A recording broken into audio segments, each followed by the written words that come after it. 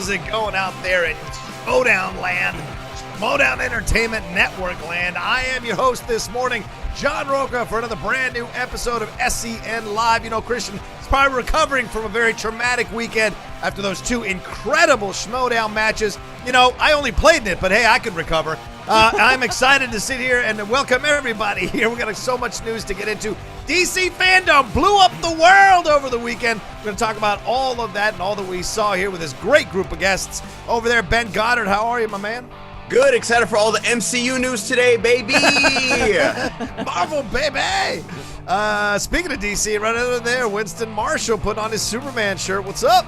Episode 200! Yeah, that's right. Way to say it. Episode 200 of SEN Live. Jesus. And who better than the person who's been on all 200 of the episodes? Brett Sheridan, how are you, my man? I got enough Tums for 200 more. The man who's been on 200 episodes, Brett Sheridan. And the lady who's coming up on 20 episodes right below me, Kate Mulligan. Yet somehow she's still in the intro video and I'm not. Okay.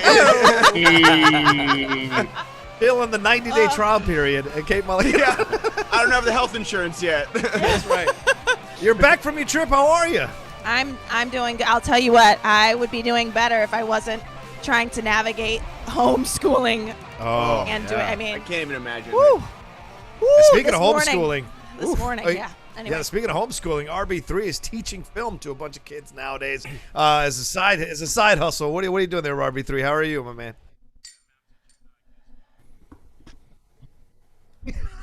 Oof.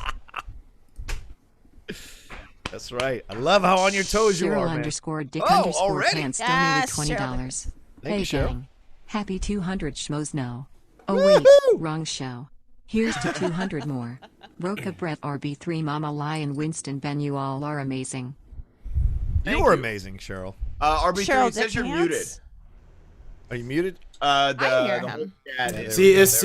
I get muted with the stream, but not with you guys, so I have no way of telling. Like, but yeah, my bad. I'll tell you what, the chat will never let us down in that regard. Yeah. Nope. Well, it is the 200th episode, so it's exciting that it's still going strong, picking up subscribers left and right. Schmodown is back in full swing. So many positive and great things are happening on the Schmodown Entertainment Network, and we thank you all for coming aboard the train with us every day, every week here on this YouTube channel, on this network. Please send in your Streamlabs, Super Chats, and Schmobots to celebrate this 200th episode of the show. If you enjoy having us all coming here daily, coming here weekly, it is through your support that we're able to do it. So please let us start this Monday in a high and keep it going for the rest of the week. So, all right, Ben Goddard, what do you got for us news-wise? Let's jump into it. Let's just talk DC Fandome because they absolutely owned this entire weekend with video games, with movies, with TV shows. Where do y'all want to start? Because we have the Batman trailer, the Batman video game, the Suicide Squad trailer, the Suicide Squad video game, Aquaman, Shazam, what else? Wonder Woman. So where do y'all want to start? Black Adam, ADAM. Yes. Yeah, the Snyder Cut. Snyder Cut. Let's start with Battinson. Because I feel like that movie had the most doubt around it. Yeah, I think we like the Planet of the Apes movies, but they weren't gigantic, blockbuster, huge hits. So maybe some people don't know Matt Reeves that well. People are still hung up. Not a lot of people go see independent films, so people only see Robert Pattinson as Twilight.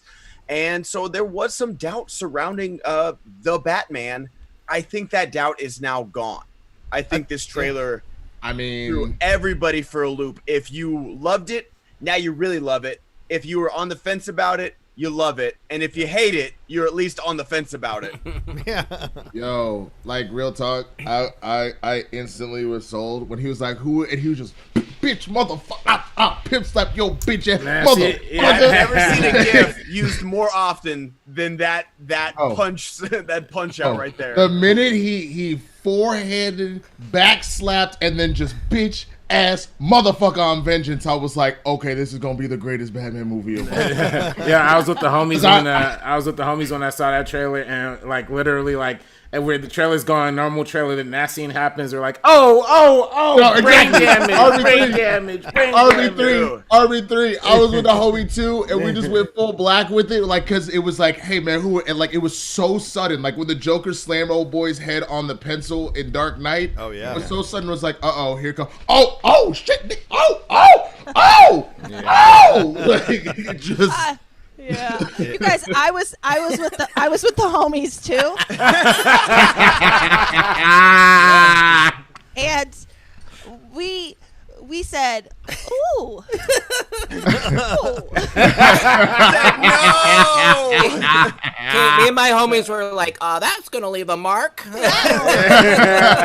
Oh shucks. we should get the police out here as soon as possible." You shouldn't be going around beating people up like that. This guy's We have a going system rogue. of justice. I tell you, and the for thing Batman. Sammy donated $20. Thanks, Senna. Congratulations on 200th episodes, guys. SEN is catching up to Rocha's true age. Hashtag vengeance. Hey, that's a good one. That's a good one. See, look at that 200. Impulse donated $20. Thank you, 106. Patterson is my Batman. This is everything to me. Fuck the haters. The time has come. Love you guys. She's struggling already. But Yeah. Love so you. outside of that epic beatdown that rivals Jared Leto getting his ass kicked in Fight Club, which is amazing. What was your guys' favorite part about it? Was like, are you guys excited about Paul Dano as the Riddler? Is it Colin Farrell looking unrecognizable as the Penguin? Is Richard Was Pike's it older brother? Yeah. Was it Pattinson's Batman voice itself? We got Zoe Kravitz there as Catwoman. What else did y'all like about that trailer? The number one thing for me is the fact that Matt Reeves is adhering to what he said he was going to do, which is turn this thing into a detective movie. So to me, everybody mentioned it, right? The Seven vibes, the Silence of the Lambs vibes, the film noir vibes. I love that. This is Batman hunting down possibly a serial killer in the Zodiac type of thing. He's leaving clues everywhere to taunt him throughout the movie. So that to me excites me 1,000%. Much more than a beatdown. We've seen, Ben Affleck delivered beatdowns like crazy in BBS. So to me, beatdowns, it's part of Batman. But to see that's a new, interesting take that excites me the most about how they're going with this. Plus, they revealed this is his second year as Batman, not his first year. So there's not that Batman it's year not one in the stuff. 90s. I remember Right, and that it's that not was in a the- big right. thing. Like it Exactly. was, everyone was saying it was going to be in the 90s, but when when that guy's getting his ass kicked, you clearly see someone filming with an iPhone. Right. So that vibe, I liked it, and the Riddler might be the character from the Telltale series that people have mentioned already online. And if you watch some of that, it Miami feels This very Bleeding reminiscent. donated So, $20. Oh, So I finally saw Tenet. Slight spoilers. Luke is Darth Vader's son. Dumbledore dies. Walentowski beats Smets. The Snyder Cut will be released when people talk over the schemobot. She stutters. I'm starting to think I didn't see Tenet, and those spoilers are different. Oh, yeah. Yeah, sure. Anybody else? What stood out besides the beatdown, ladies and gentlemen? the Nirvana song. Yeah. I was going Something to in ask the you about that, Way. Brett. Yeah, I definitely, we talk a lot about slowed down songs, but that song is just that way, and it's a very gut-wrenching song and a beautiful song, and I mixed with it's a rework with Michael Giacchino. Ben and I were talking before the show, and I asked him who that was. It's Michael G right now. Giacchino. I thought it's Kino. I think I've heard it as I've always heard Giacchino. Giacchino, but I've heard literally everybody pronounce it every which way, so I'm giving Brett a pass. I'll just on call this him one. Michael G. But yeah, because I knew Mikey G, was- baby! Mikey slightly G off. with the gabagool and the Batman. Hey. Look at you with the violins. But as soon as I heard that, I was like, okay, I like this. This is fun. You throw Nirvana in anything, I like it. But I thought the Batmobile looked pretty rad. It was a lot better view than the silhouetted stuff we got to see early on. Yeah, those that teaser infrared pics. we had to break down. But yeah, I'm stoked on it. It looks great. Well, you know what's funny to me? What's funny to me, Ben Goddard, is when you talk about it not being set in the '90s. Yeah, it's definitely not set in the '90s, but everything around it has like this like persistently 90s vibe to it. Like it feels like it's adapting the 90s Batman cartoon to a certain extent. It takes, like you said, the references, the Sevens, the David Finchers, the Nirvanas, that's all coming from the 90s. And the even goth look, the goth look. I Am Vengeance, 90s, like that's from the animated 90s series. Yeah, exactly. That's what I'm saying. And they point back to that, and they're bringing back villains from, even look at Penguin and Riddler were live action villains in the 90s Batman. So it feels like they're really paying homage to that time period, but painting it in an updated way. Even the Batmobile looks like a 90s beat up Mustang, like that's just slightly revved up for, for crime fighting. And I mean, that's what gets me interested. It looks like, the Nolan Batman movies were like realistic, but they're realistic action movies. This looked like it's just going to be a realistic, like, detective movie more than anything, and I think that's a different angle than that gets me the most excited. And like we've seen a little bit of that in previous movies, but the Zack Snyder version was definitely much more on the action side. The Michael Keaton version was definitely much more on the goofy Tim Burton expressive side.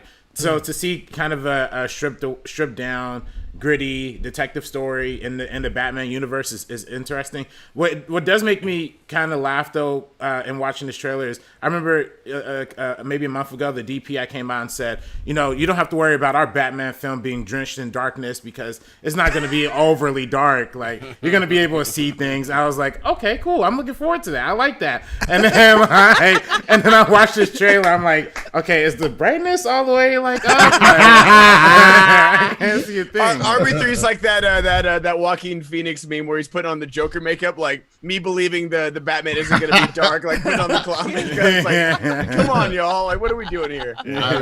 I mean, I'll say that like I was one of those people that was on the fence, and now I am 1,000% all in. But I'll be real, this wasn't even my favorite Bat news of the weekend, like not even close. Like I was not a huge fan of the first season of Batwoman. Javicia Leslie is my homegirl, so to see her like go full swing into this, that was amazing to see. And then Gotham Knights, bro. Gotham Knights, baby, insane. Like Gotham Knights and the Suicide Squad game looks insane too. But Gotham Knights, like being able to play as all the Bat children, like because Bruce is dead. Spoiler alert. Like that's amazing. I cannot wait to just be rolling around as Nightwing. And like Barbara's out of her wheelchair, like apparently fixed her legs and is Batgirl again. Like there's just so much happening there. I can't wait. My brain's on overload. I need a minute. Anything stand out for you from the thing besides the beatdown? Anything stand out for you from the Batman trailer? Who are we talking to? Me? Kate. Oh, sorry. Bonnie Kate, yes. The RCR Crest donated $20. If The Dark Knight was inspired by Heat, the Batman looks like it's inspired by Say 7, and I am here for it. Absolutely. I can't wait to hear Michael Giacchino's score.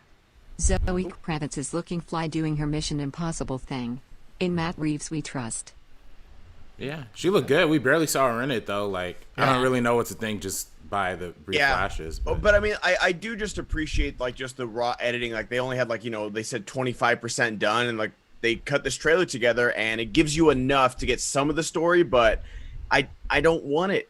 I don't want I want the mystery. Like that's the thing about this Batman movie. I want the mystery of this film to not be, and that's what I'm kind of worried about with comic book movies. Like they always reveal like the 3 acts of a movie basically, and I'm just like, no, I don't really need any more, honestly. Like you sold me. That's it. I'm good.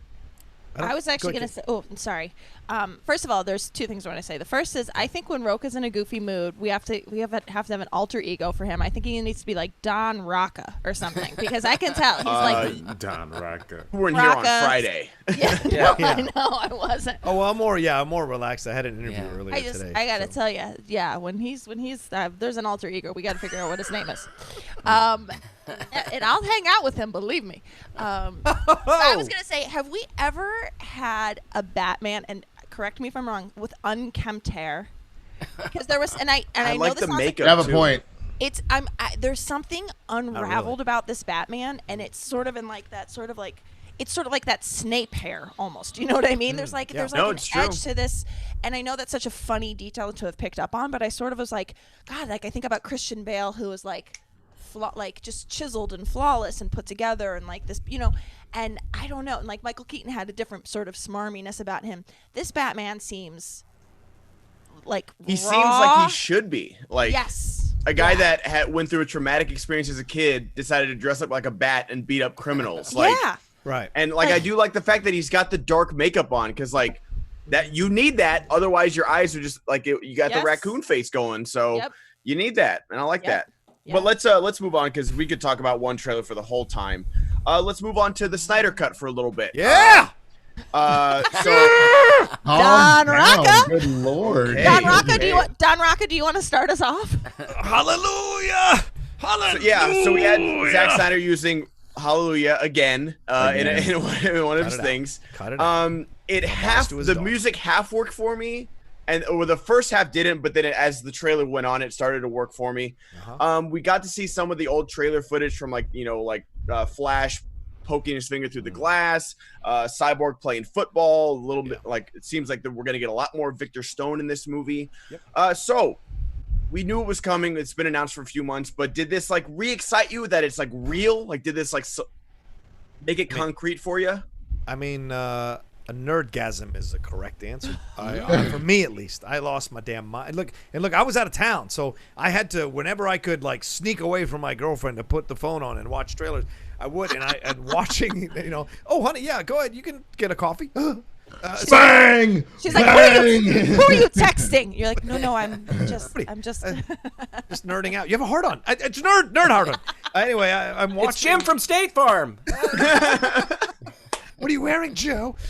So I'm watching the trailer for this, and I'm going insane. And she walks over and she goes, Zack Snyder, right? And I was like, oh, and so it was just so great, because it's just I love the devastation. I love that he's full bore doing his version. There's no pulling back. There's no bullshit. There's no shaving off the edges. He is doing his version of Justice League, and you're gonna like it or you're not gonna like it, but it's absolutely his. And I appreciate the fact that they're letting him finish this once and for all his way, and then we'll judge it and decide if we like it or don't like it. But what I saw from the images, I was excited to see this again. Superman screaming, the black suit, them all lined up together like that at the end was awesome. So overall, just I felt really great about it. I'm looking forward to it. And I didn't mind Hallelujah, and I found out later from a number of people online that he put the song in there as an homage to his daughter, who of course took her own life. So it was a way of kind of bringing that back out of respect for her, but also the song has a double meaning about the price of love and what it can take out of you. So there's that as well. So all of it has just worked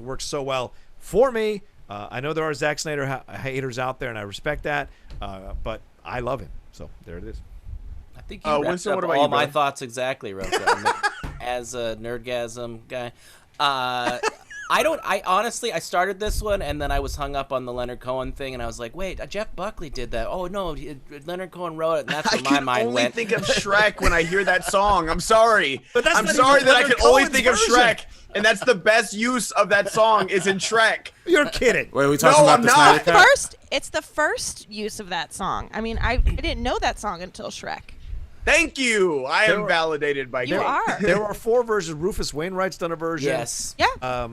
What's that guy? Oh no, Irish that song has been covered to death. But I'm saying, like in a movie, that that sad montage of her getting ready for the wedding, and Shrek slowly like getting sad in a swamp. That's what I know Hallelujah from. So I can't take it seriously. Agreed. I tap into Watchmen, bro, every time. Yeah, I'm gonna go to Shrek before I hear someone doing it to that.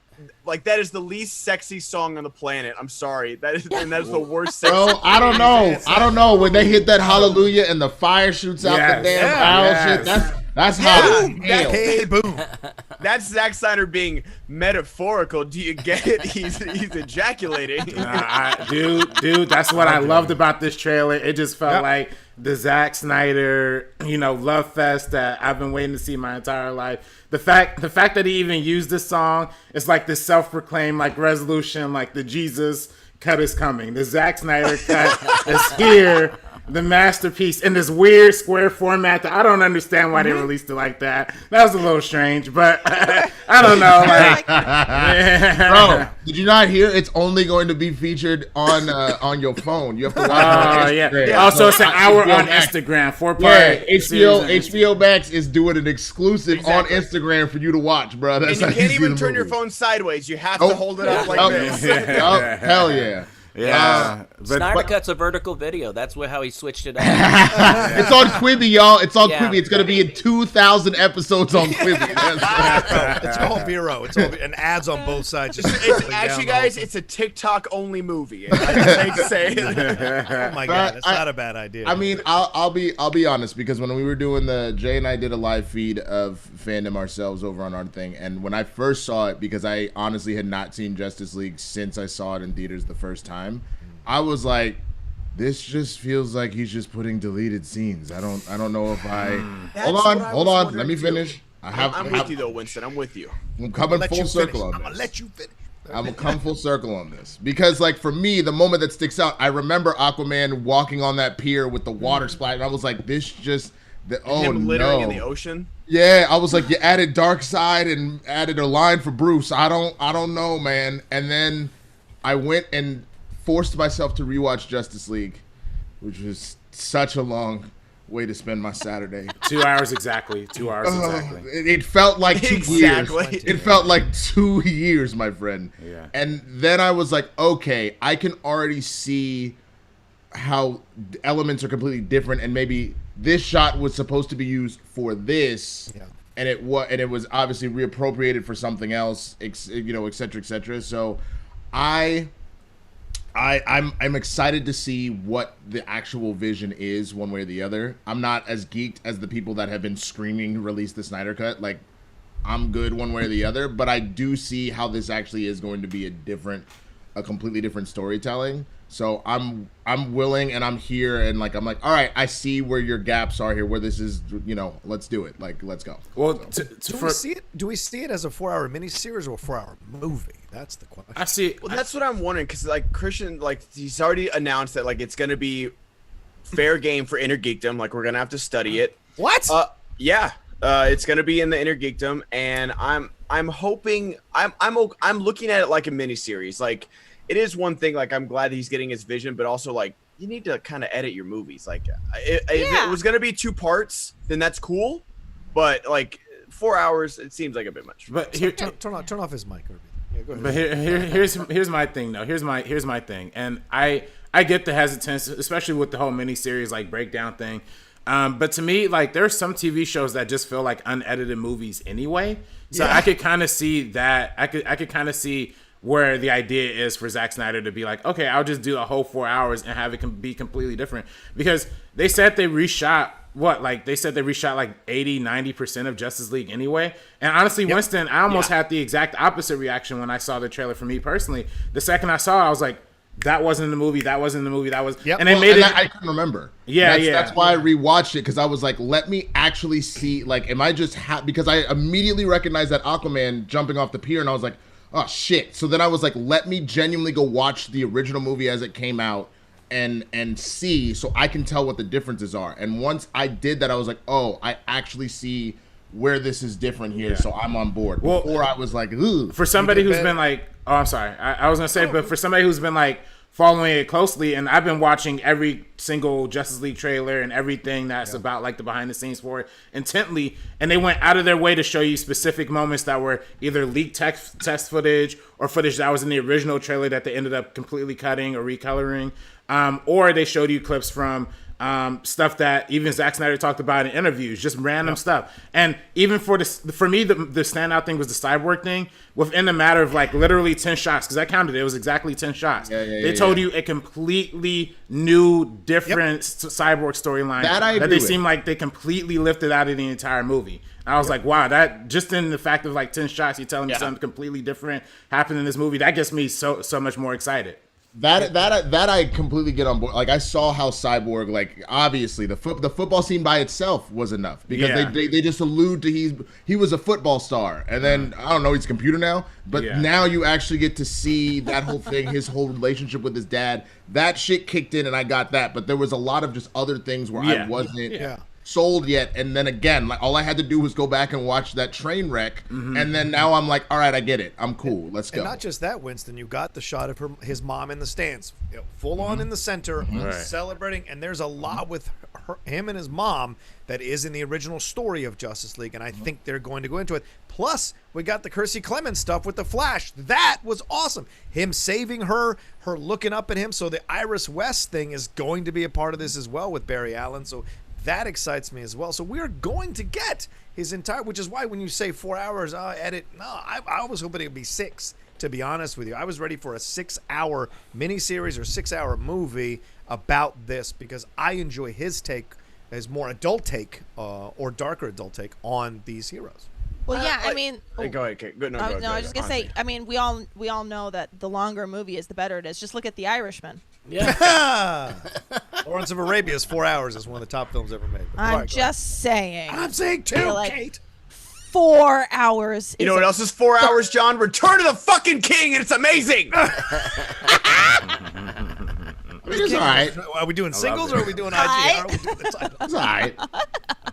I have to say, I can't remember if I saw the original Justice League now. And I do every time this comes up, but then when everybody starts talking shit about it, then I'm like, well, I'm not going to go watch this. But honestly, I don't know if I did. So watching the trailer, I wasn't sure what was new. You know what? For me, I watched Justice League with intent only as like a film person, as a film curiosity person, because I remember when they were developing it and Ben Affleck was talking about this is going to be the ultimate mixture of Zack Snyder's vision and Joss Whedon's vision. And it's kind of weird how little of Zack Snyder was left and how much more Joss Whedon was left over. Yeah. And now we get to see the complete opposite of it. And that's what gets me excited. Not just even, if the movie's terrible, the movie's terrible. But just as a film experiment, as a film cinematic repurposing experiment, I'm just curious to see it on that level. So I think and this is my opinion, and I'll die on this hill, but I feel like I'm starting to reassess Joss Whedon as a quote-unquote great filmmaker. Like Avengers, I watched, doesn't hold up for me the way it did when I first watched it. Really? Certainly, Ultron has great scenes, but overall, not though. Some of the dialogue in Avengers is clunky AF. And Serenity is a good film. Certainly, Firefly was a fun. People love that thing, but it's not as strong in retrospect. And you look at that Justice League is crap. So it's like, okay, overall though, I think we're moving away from Joss Whedon being this like great master filmmaker or whatever. And we'll see what this HBO series does and the accusations and all of that. It just all kind of starts to push out Joss Whedon from my mind as someone I need to be like excited about to see stuff from. I don't know. I feel like we can't pick and choose when we're gonna blame the studio for a bad movie, because I feel like that's been happening a lot recently. Is when we like a director or something, it's like, oh, the studio meddled, but then like if we don't, and I'm not like the accusations of Joss Whedon aside, I don't know enough about that to defend him, but I'm saying Avengers definitely holds up for me. And then Age of Ultron, it feels like complete studio meddling where they're like, hey, you have your story, but also Thor's going to get in a hot tub and preview Ragnarok real quick. So make sure you shove that into the movie. Also, Black Widow and Hulk are going to get it on. Yeah, and like he literally quit for a while because of the pressure of that film. You guys are like my family. I love you guys. Thank you, Impost. Thank you, Impost. Yeah, I appreciate it. Right. Glad your mom's doing better too. Yeah. Yes. Yeah. Also, I'm glad. I hope that you're a person that likes your family, because you just called us your family. So I hope you. Yeah. Yeah, that's. You guys are my family. I'd like to murder you all. What? Oh, Jesus Christ. No, Elmo, no. Speaking of the Batman. Kate, you missed when somebody said, if someone were to murder Brett, who would you hire to investigate his murder? I was like, I was like, what? And no one batted eyes. They're like, you know what? I think Dagnino would be a good detective. Anyways, moving on. It's like real quick. the only thing I have to rebut, John, I would say that Whedon? Okay. Yeah, the only thing that I would say is that maybe if there's a situation where like someone maybe puts like an athlete in the GOAT conversation, and then you look back and you go, well, they had a lot of dope stuff that they did, but maybe there's this thing here and this thing here that they're not in the GOAT conversation, but they're still in that elite level. That's kind of how I feel. Age of Ultron, I've rewatched it multiple times. It's certainly better than the first few times I saw it, but it's just a mess of a movie, if we're being honest. And that could be the studio, that could be him, who knows. Yeah. Avengers 1,000% holds up. Like I get what you're saying about it being a little clunky and all that kind of stuff, and I see how the MCU evolves by the time we get to Endgame. Yes. But Avengers definitely holds up in the same way that like I rewatched the Spider-Man films. I'm really out here helping Chandru get ready and shit, right? So like I rewatched the Raimi Spider-Man films, and the first Spider-Man does not hold up. Yes, I was one of the first people to say that the second Spider-Man was dated.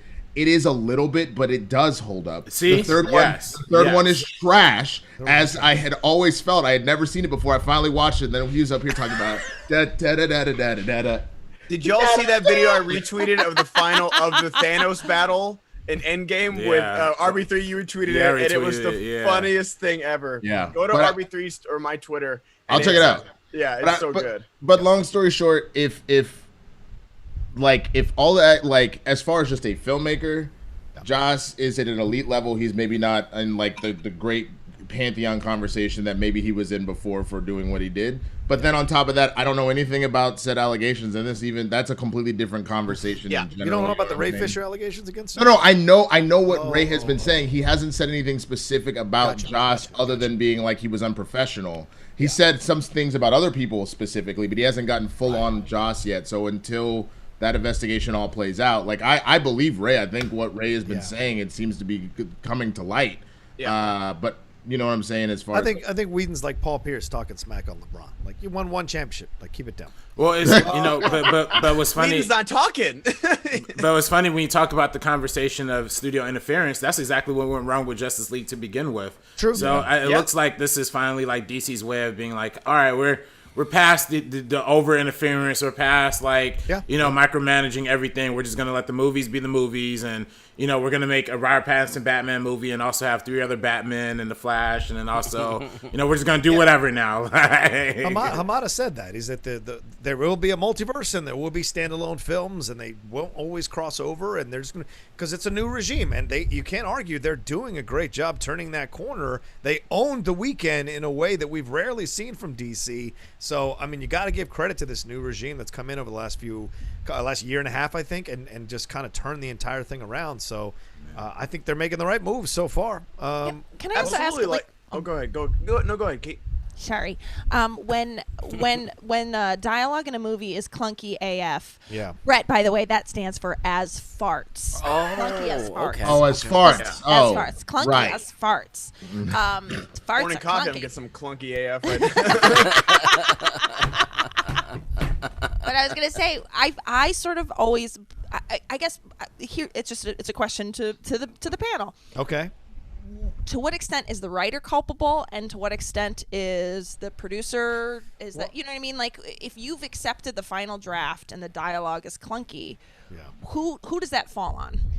Well, I just feel like the director's the last person I would blame that on. Really? Oh, it's the director who directs the actors to deliver the dialogue. Oh, you mean the delivering the dialogue? Well, I think the dialogue and the delivery. I mean, overall, I just find. And didn't he write Avengers? Yeah, he wrote Avengers. So okay, so then that's I'm blaming the right person. Great. No, that's my question. You ask a fair question. But then blame Joss Whedon, the writer. Don't blame Joss Whedon, the director. Those are like, you know what I'm saying? I blame both. It doesn't hold up. I mean, listen, I don't have a difference of opinion than you, but it's just, I love the first Avengers. Like, I love that movie, but I can also acknowledge it's like not like masterpiece filmmaking or anything. Yeah, RB, if they made it now, I think it'd be incredible. But that's the same thing with anything. The thing. Yeah. Like we evolve. Like superhero movies have evolved. Like filmmaking in general has evolved. Like you look at the first Rocky. You look at the French Connection car chase, and it's a great car chase, but you look at a car chase now, like in Drive, or even in The Matrix Reloaded, the one good scene of that movie, and it's a lot better. That doesn't denigrate what the French Connection did, but we've just evolved with filmmaking and stunts and like the possibilities that we can do. But there's a reason they call certain films classics and certain films not classics. They just still hold up. They transcend. I counter you with this, Rocha. I think they are very aware of the fact of what it was. That's why Endgame, when they go back to 2012, it is hilarious that the Hulk is like, that's embarrassing. Like I can't believe oh man, that was a whoo. And then like the fact that like Captain America is making a comment like, oh God, can I just have it? Like, will you just, oh shit, we gotta fight. Oh, you could do this all day. God, that's annoying. Like, you know what I'm saying? They're intentionally pointing fun, Yes, poking they fun make fun at of the fact that themselves. what it is. You know what I mean? I think that's that fair. speaks to it being a well done movie. Absolutely. Yeah. All right. What do we got next? Wonder Woman is the next one I want to talk about real quick. Yeah. Ben. Oh, I need to get that from you. I know. We got to figure out how this is going to happen. You just said drive. I'm like, I still have it. Okay. Anyway. Wonder Woman. We got the final trailer. And, you know, this is a pretty simple one. Like, you know, this movie is already completely finished. There's no, like, ifs, ands, or buts about it. Already should have been released. Unfortunately, we're not going to get it for a little bit. So how do we feel about this final trailer? We got a lot more Chris Pine. We got the final form of Kristen Wiig's Cheetah. And that's what I really want to focus on is, like, you know, seeing that final form villain, because that was kind of the biggest doubt for me of this movie was Kristen Wiig as that character. How are we feeling about it? RB3, I want to start with you with that face. Oh, man. Well, I love the trailer. I love the trailer all the way up until the point that Kristen Wiig ripped off her face and she became, like, the cheetah girl or whatever. Like, I couldn't take it. I was like, yo, what is this? Is this CGI? I don't know. Yeah. Maybe that was just me. I don't know what the rest of the internet thought. You know, I didn't really... Everybody on Twitter is talking about the Batman and everything. I didn't see too many people talking about this, but What did the homies say? The homies... I didn't watch this one with the homies. They ain't trying to watch no Wonder Woman trailer with me. All right, so here's what the homies said. I was there with the homies. All right. So the homies said, which also... Fuck you, Rocha. The homies said... Back, yo. They said, damn, this is a shame. I mean, this looks like a good-ass movie. I'm more upset that I still haven't seen it yet. That was more the consensus. Is it was kind of sad. It was like, fuck, we should have been seeing this a few months ago. So that was because, you know, I find it hard to get re-excited about like, I'll be excited when it comes out and we see it. I just find it hard to get re-excited about something that I feel like I should have had already. You know what I mean? I think that's why they led with it, Winston. I think that's why they released it as the first trailer and the first panel of the day and did whatever. And of course they, you know, broke it up into 2 days. Going to be September 12th, I think, the next one, to the other stuff that they had. But, like, they wanted to lead with this one. It is the one that's coming out in October still, supposedly. And they didn't even need this. And Patty came out and said, we didn't need to do another trailer. Like, I didn't want to do this. And they revealed that Cheetah stuff, and I wonder if that's going to turn people off. Because I agree with you, RB3. I saw that CGI. I was like, ugh. But I liked what they did with her and her character. Yeah. For the most part, but I think I'm going to need more than just, you know what, you pretty people get all the stuff and I don't get anything. I'm going to need something a little more complex. It's 2020. We've seen that 20 years ago. Yeah. I need something with a little more depth and complexity to understand why. But this is 2 women going at each other, so I want to have an insight through Patty Jenkins' eyes about 2 women approaching a situation from different points of view and having a legitimately complex conversation about it that will be interesting to see in a superhero film led by a female superhero. So that's what I'm excited for. I'm torn about this because I agree with you guys. The CGI looks a little wonky, but I'm also glad that she's not just wearing, like, when she showed up in, like, the cheetah print, like, half dress, I was like, this is the cheetah we're getting, just like her wearing animal print. Okay. So I'm kind of glad they went, like, full comic book with it. I agree that it does need a little work. But I do agree with you, Rocha. I don't want 2 women fighting because one's jealous of how pretty she is. Like, I don't want that in a movie. And granted, or how it's a trailer. Loves her. Yeah, it's a trailer. It's probably way more fleshed out. Patty Jenkins. Yes. Like, the best thing about that first Wonder Woman was all the character work between her and Chris Pine, and that was the best part. So I'm really looking forward to this film. I'm happy to see Chris Pine back. I thought the 80s joke worked well. I'm definitely going to cosplay as Fanny Pack Chris Pine. Absolutely. It's already done with the American flag Fanny Pack. It's already done. Already Amazon ordered. Already got it. You've been hanging out with your manager too much, bro. Hey, they are efficient travel tools, okay? And I am a Disneyland pass holder. They work. Oh boy. Do they? At this point, do they? You know what's funny? Oh wow, Winston, that was just. Oh, jeez. Come on. Too soon. I thought we were friends. Everybody. Then the one time your team didn't get Spinner's Choice, you lost. Here we go. First of all, I was making a Disneyland reference, you motherfucker. You want to go there? You want to go there? Because we could go there. Because last time that I checked, We sitting on top of them standings. You're in the middle, you little wag ass That's all. We're actually, I think we're friends. We're towards the bottom, actually. You've fallen quite a bit in the stats, so get your facts straight there, buddy. Yeah, we're actually lower than you think. And that's the problem. I tried to give you more credit than I guess I should have. All the last place teams have officially caught up with us, so you know what? Come at me, come correct, okay? The whole yo game. Is the villain using just this called... argument by being self-deprecating if you couldn't tell. Just get us back on track. Do you like the Maxwell Lord stuff with Pedro Pascal? Interesting. It's almost like a pseudo president. I like Pedro, so I'm hoping for the best for Pedro. I don't know about it yet. $20. Oh my God, Becky, look at her butt. It is so big she looks like one of those rap guys' girlfriends. Yeah. But you know who understands those rap guys? They only talk to her because she looks like a total prostitute, Kay? I mean, her butt is just so big. Yeah. She's just so... We'll talk about that Karen movie that got greenlit, too. Yeah, Taryn Manning playing Karen. What? Brett, oh, my God. Brett Oh, my God. Brett has something, though. Brett. Oh, no, I was actually legitimately asking what... Is the character named Cheetah? Is that I mean no. Oh well, I mean the when she becomes the villain Cheetah, yes, she's named Cheetah, but Cheetah. Also, I would like to say like Barbara something. I can't think of her last name. Yeah. I would like to say, as nice as it would be to see a meaningful fight between women, it has not been my experience as a woman with other women that fights tend to be meaningful. I would say. I can't comment on that. Fair. Can't comment on that. Yeah, it's a cat fight. It's a cat fight. It's a cat fight. Literal cat I see what fight. you did there. Are we there again? Okay.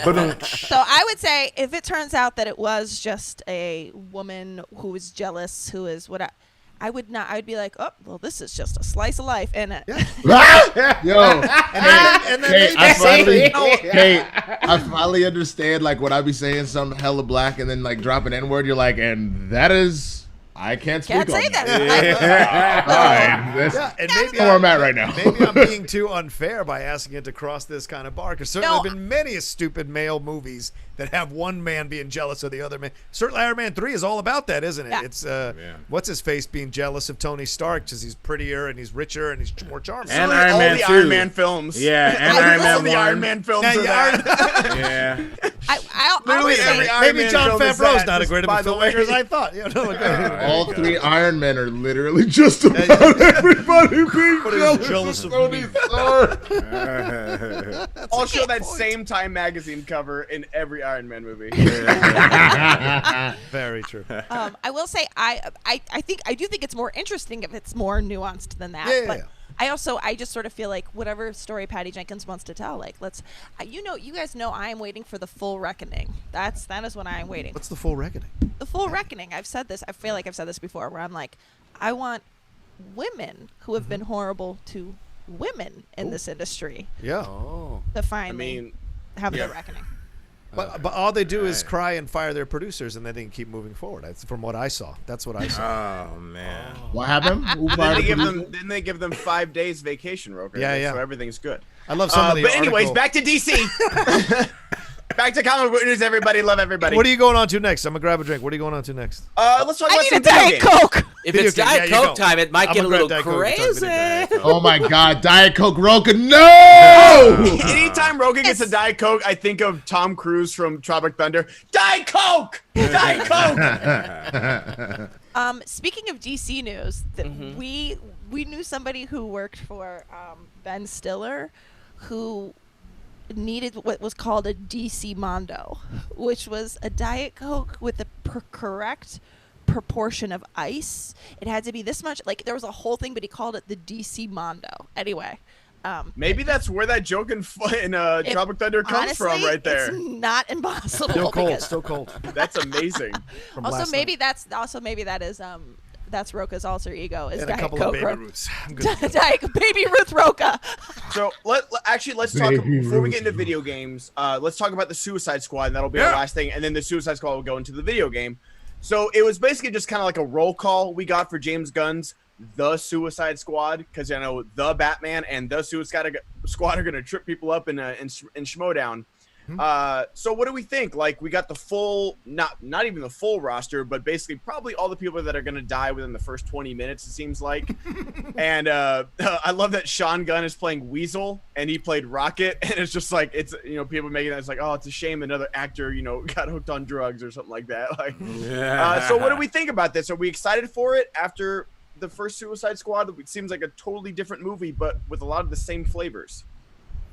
I mean, I spent the back half of my Saturday also in pain because I rewatched Suicide Squad. Oh, that's so much worse than Justice League. What is wrong with you? I don't think it's worse. Justice League. Is, I don't know, but it's still. But you do have to. You still unfortunately have to put some respect on Suicide Squad's name because it's Oscar-winning Suicide Squad. This doesn't get my respect. But the only thing that bums me out, and I get it, you know, between entanglements and everything else, Will was like, I don't want anything to do with this second iteration. I wish that maybe we had some sort of like Bloodsport and Deadshot and like all the assassins being like, this can only be one of us here. Like that would have been fun. But I think in general, like, we have a really dope cast here, and I trust Gunn, man. Like, I really do. He's proven it twice in both Guardians. I think this is going to be an incredible movie, and I can't wait. Is this one R-rated? Have they said that yet? I think they confirmed it's gonna be R-rated. And I don't know. Did you guys see the behind the scenes like featurette that also came with the roll call thing? So I mean that, you know, it's interesting that they're like fully marketing this movie off of being like James Gunn's The Suicide Squad. Like they're going like full in on that. Pretty much the whole featurette was like, this is an ultimate James Gunn vision, all that kind of stuff. Which makes me curious. I mean, it seems like they're going full stop. They say it's going to be like a 70s war kind of movie, gritty action war movie or whatever. That gets me excited. As opposed to, I feel like the first David Ayer Suicide Squad was more of like adapting the characters into a David Ayer world, but this seems like this is adapting a Suicide Squad story into a James Gunn world or something like that. So I'm excited to see where that goes. It seems like there are a lot of ancillary characters here, but it seems like if it is going to be a war movie, it's going to be people getting picked off, but it's going to be a whole squadron, a whole team that's going to be involved. So that's what it seems like. I mean, we were doing this. We were talking about it last night on the Outlaw Nation. We had Walentowski on for the Geek Buddies. We talked about all this, and one of the things that Mike mentioned, which I didn't even think about, was all those people that are wearing those like really colorful costumes. And I think, Ben, you're alluding to that. They're probably the first squad that gets in it, and they all get completely killed. All dead. And they call in Margot Robbie, Harley Quinn, and all them, and then they get in a little more harder. That's fun. That excites me. Also, seeing the fact that all these Latinos are in the cast who are playing like presidents and governors, it lets me know they're going into a South American country and they're doing some crazy shit. So that excites me because you got that 70s/80s kind of B-movie grindhouse vibe to it. If it goes that route, I'm absolutely 1,000% in. And from what I saw, I loved it. You know what it reminded me of, actually, Rocha? Now that you bring that up, it actually reminded me of Tropic Thunder. Like it reminded me of like a slightly more serious Tropic Thunder, and I'll put money on this. I guarantee you, the funniest death that happens in the entire film will be Pete Davidson, and I cannot fucking wait for it. I don't put it past Cena. Cena stomping around there as what Homelander. Yeah, he looks real goofy. I got a feeling. I honestly wouldn't be surprised if Pete Davidson survived this movie though, because he's a big enough star that they would like to. I feel like Pete Davidson's going to be that Crispin Glover character, you know, like in a Hot Tub Time Machine, where like they keep waiting for him to lose his arm. Like it's going to be like, or like Danny, what's his name from Pineapple Express? How like he keeps getting Danny McBride just keeps getting shot and exploded. Then he crawls out of the wreckage somehow, and then at the diner where he's like, oh, like you think he finally dies. He's like, oh man, I feel like that kid that falls asleep first at the sleepover. Also, you got Capaldi in this one as, quote, the thinker. So I mean, that's all of it. Just seems like those are the people that are gonna get wiped out, and then they're gonna come in with the hardcore people like interesting. Yeah. So I think it's just gonna be. I think it looks like a lot of fun, and they have all these names, and a lot of them are just gonna be like expendable, and just like, oh, he's gone, he's gone. My only thing is it me or is Harley Quinn different in every single movie now? Well, they went more comic book accurate for her outfit in this movie, so I think that's and it's very reminiscent of what you see in the Suicide Squad trailer for the video game as well, like that kind of vibe to her. So they're trying to, I think, be uniform in that way. Did you see though that and this is what I love that they've been doing since her inception in Suicide Squad? Yeah. Her tattoo on her back that used to say property of Joker, she had it re-imaged to say property of no one. So like they're continuing this arc of her really gaining her independence and being like, yo, fuck him. I'm doing my own thing. So regardless of how you feel about Birds of Prey and everything else, to continuously see her arc grow as a person, that gets me excited as shit. Empowerment, baby. Yeah, and it shows like just her star power and like she's one of the few that survived the David Ayer Suicide Squad, got her own movie, and now she's in this new iteration. Like that's how good Margot Robbie is, and that's how people have like really attached themselves to that character. Just quick. Make appointment to get tattoo changed. Oh, what are you changing? What are you changing, Kate? Property of no one. Yeah. Tell him, girl. It's gonna go over. 2007 was the best year.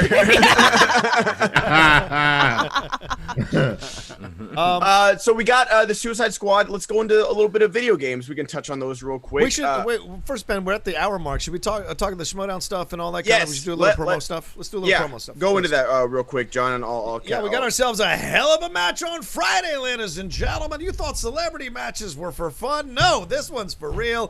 This actually leads to points in the standings. Kevin Smith finally taking on Chris Jericho this Friday night on pay-per-view. What a great bunch of matches and pay-per-view events we've been having here on the Schmodown Entertainment Network, and it's been an honor to be a part of them. It's been an honor to watch them as well. And so this one I'm looking forward to the most because these guys are not showing up to answer softball questions and have fun and giggle. Both of these guys are legitimately determined to win this match. From what I'm hearing from both of their managers and from what I'm hearing from quite a lot of people behind the scenes, they really are coming to play. And then you've got on the undercard, Ben Bateman taking on Andrew Guy. Ben Bateman, after Kalinowski stepped away to step into the tournament, Guy had a free shot now at Ben Bateman for the #1 contender match. Whoever wins that match takes on my man Dan Murrell, the GOAT, for his singles championship belt. So could be a repeat. We could be ending the year how we started the year.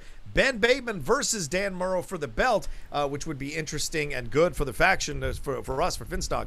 But it'll be exciting to see both of these matches. And you get them, it's $4.99, I think, on pay-per-view. No, this one's free. This one's free? This one's free. If you don't watch it, you're an asshole. All right, yeah, so it's Friday, 5 o'clock, guys. It's going to be premiering on the YouTube channel. This is a double main event. This is not undercard. Like, you're getting Guy versus Bateman. Chairs have been thrown. Slaps have been heard around the world. You are getting this amazing event, plus Jericho and Kevin Smith on top of that. And this week, that's not even the only match. You're getting three other matches. You're getting Kalinowski and Perry, I believe, on Thursday. Ooh. You're getting Andrejko and Matt Atchity today. Yeah. And you're getting, who's the other one? I can't think of the other one. Someone will tell me in chat. Did Chance already play? Yeah, so Mike and Perry on Wednesday, Chance and David Del Rio on Thursday. There you go. And then Tim Franco versus Tom is tomorrow. Yeah. So you're getting today? 6 matches this week. Monday. Today's Monday. No, but what match is today? Mark Andrejko versus Matt Atchity. Got it. There you go. Right. I'm looking forward to that Perry Kalinowski match because, Kalinowski took that loss at the top of the IG tournament, but he's taking this risk going into the tournament. Yeah. Will it pay off, or will Perry pull the upset? Don't ever put anything past Perry. You should know a lot about movies, so it worked. It worked really well the first time when Mike did it for the Inner Geekdom tournament. Yeah, true. It could work out the same way for the singles. I certainly hope not. God damn it! I don't need this shit. Getting too old for this shit, and I've only been in one season of this month. I've seen you age. You're like Obama after his 8 years. You got. God damn it! You're goddamn right. So yeah, you are getting 6 amazing matches this week, guys. So make sure you guys are tuned into subscribe to the Schmodown Entertainment Network channel for all that goodness. I'll have to schedule all my shows around these matches. Dude, all right, yeah, go ahead. It's just crazy. There's so many. There's so many. Oh, so we've got video game news as well, guys. Suicide Squad's getting a video game. Suicide Squad kills the Justice League, and then we talked a bit about it. Gotham Knights. Out of those two, just on the surface, Brett, which one would you play? Would you play Gotham Knights or would you play Suicide Squad kills the Justice League? Gotham Knights. I'm a Batman guy. Oh, nice. I like I was Batman. gonna say, which one can he catch water bugs in? Yeah. That's the one he wants to play. Which one has fishing in it? Disrespectful.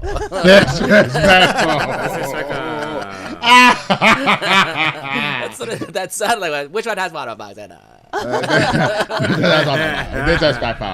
So Winston, which one would you? Which one got you more excited? The Suicide Squad. I mean, granted, we didn't get any actual gameplay from the Suicide Squad trailer. Right. It was just a cinematic. But which one are you looking forward to? I mean, they're alluding to the fact that the Suicide Squad game is a continuation of the Arkham series. That's so strange that Gotham Knights isn't, but Suicide Squad is.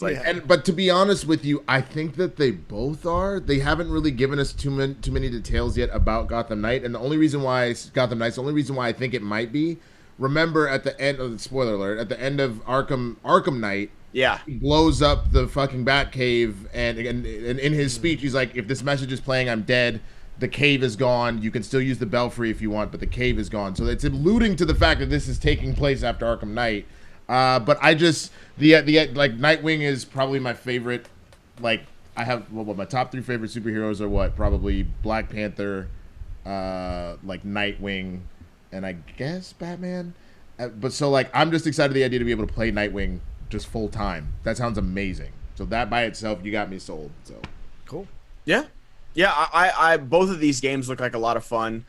Suicide Squad versus the Justice League. I know we didn't get any gameplay, but that was a fun little cinematic. Seemed a little Fortnite-ish to me, but I mean, you're mixing that bright colors with the seriousness of having Brainiac on there. King Shark has overnight become apparently the hottest commodity for DC. Yeah. Well, that's just because you started watching Harley Quinn a year too late. But dude, but I'm saying he's in the Harley Quinn series, he's in the Suicide Squad, he was in the Flash series, and now he's in this game. He's in everything. Everybody likes a shark, man. You gotta, Jaws is a great movie. So. Bro, and that's the only good shark movie. So wait, you're a few episodes into Harley Quinn at this point, right, Ben? Yeah. So the whole him talking to the fish, I did not leave the aquatic world. The aquatic world turned its back on me, and you could politely go fuck yourself. Ron Funches is a goddamn treasure as King Shark. He is so fucking funny. But that show is so great. You know who King Shark is for the video game, though, right?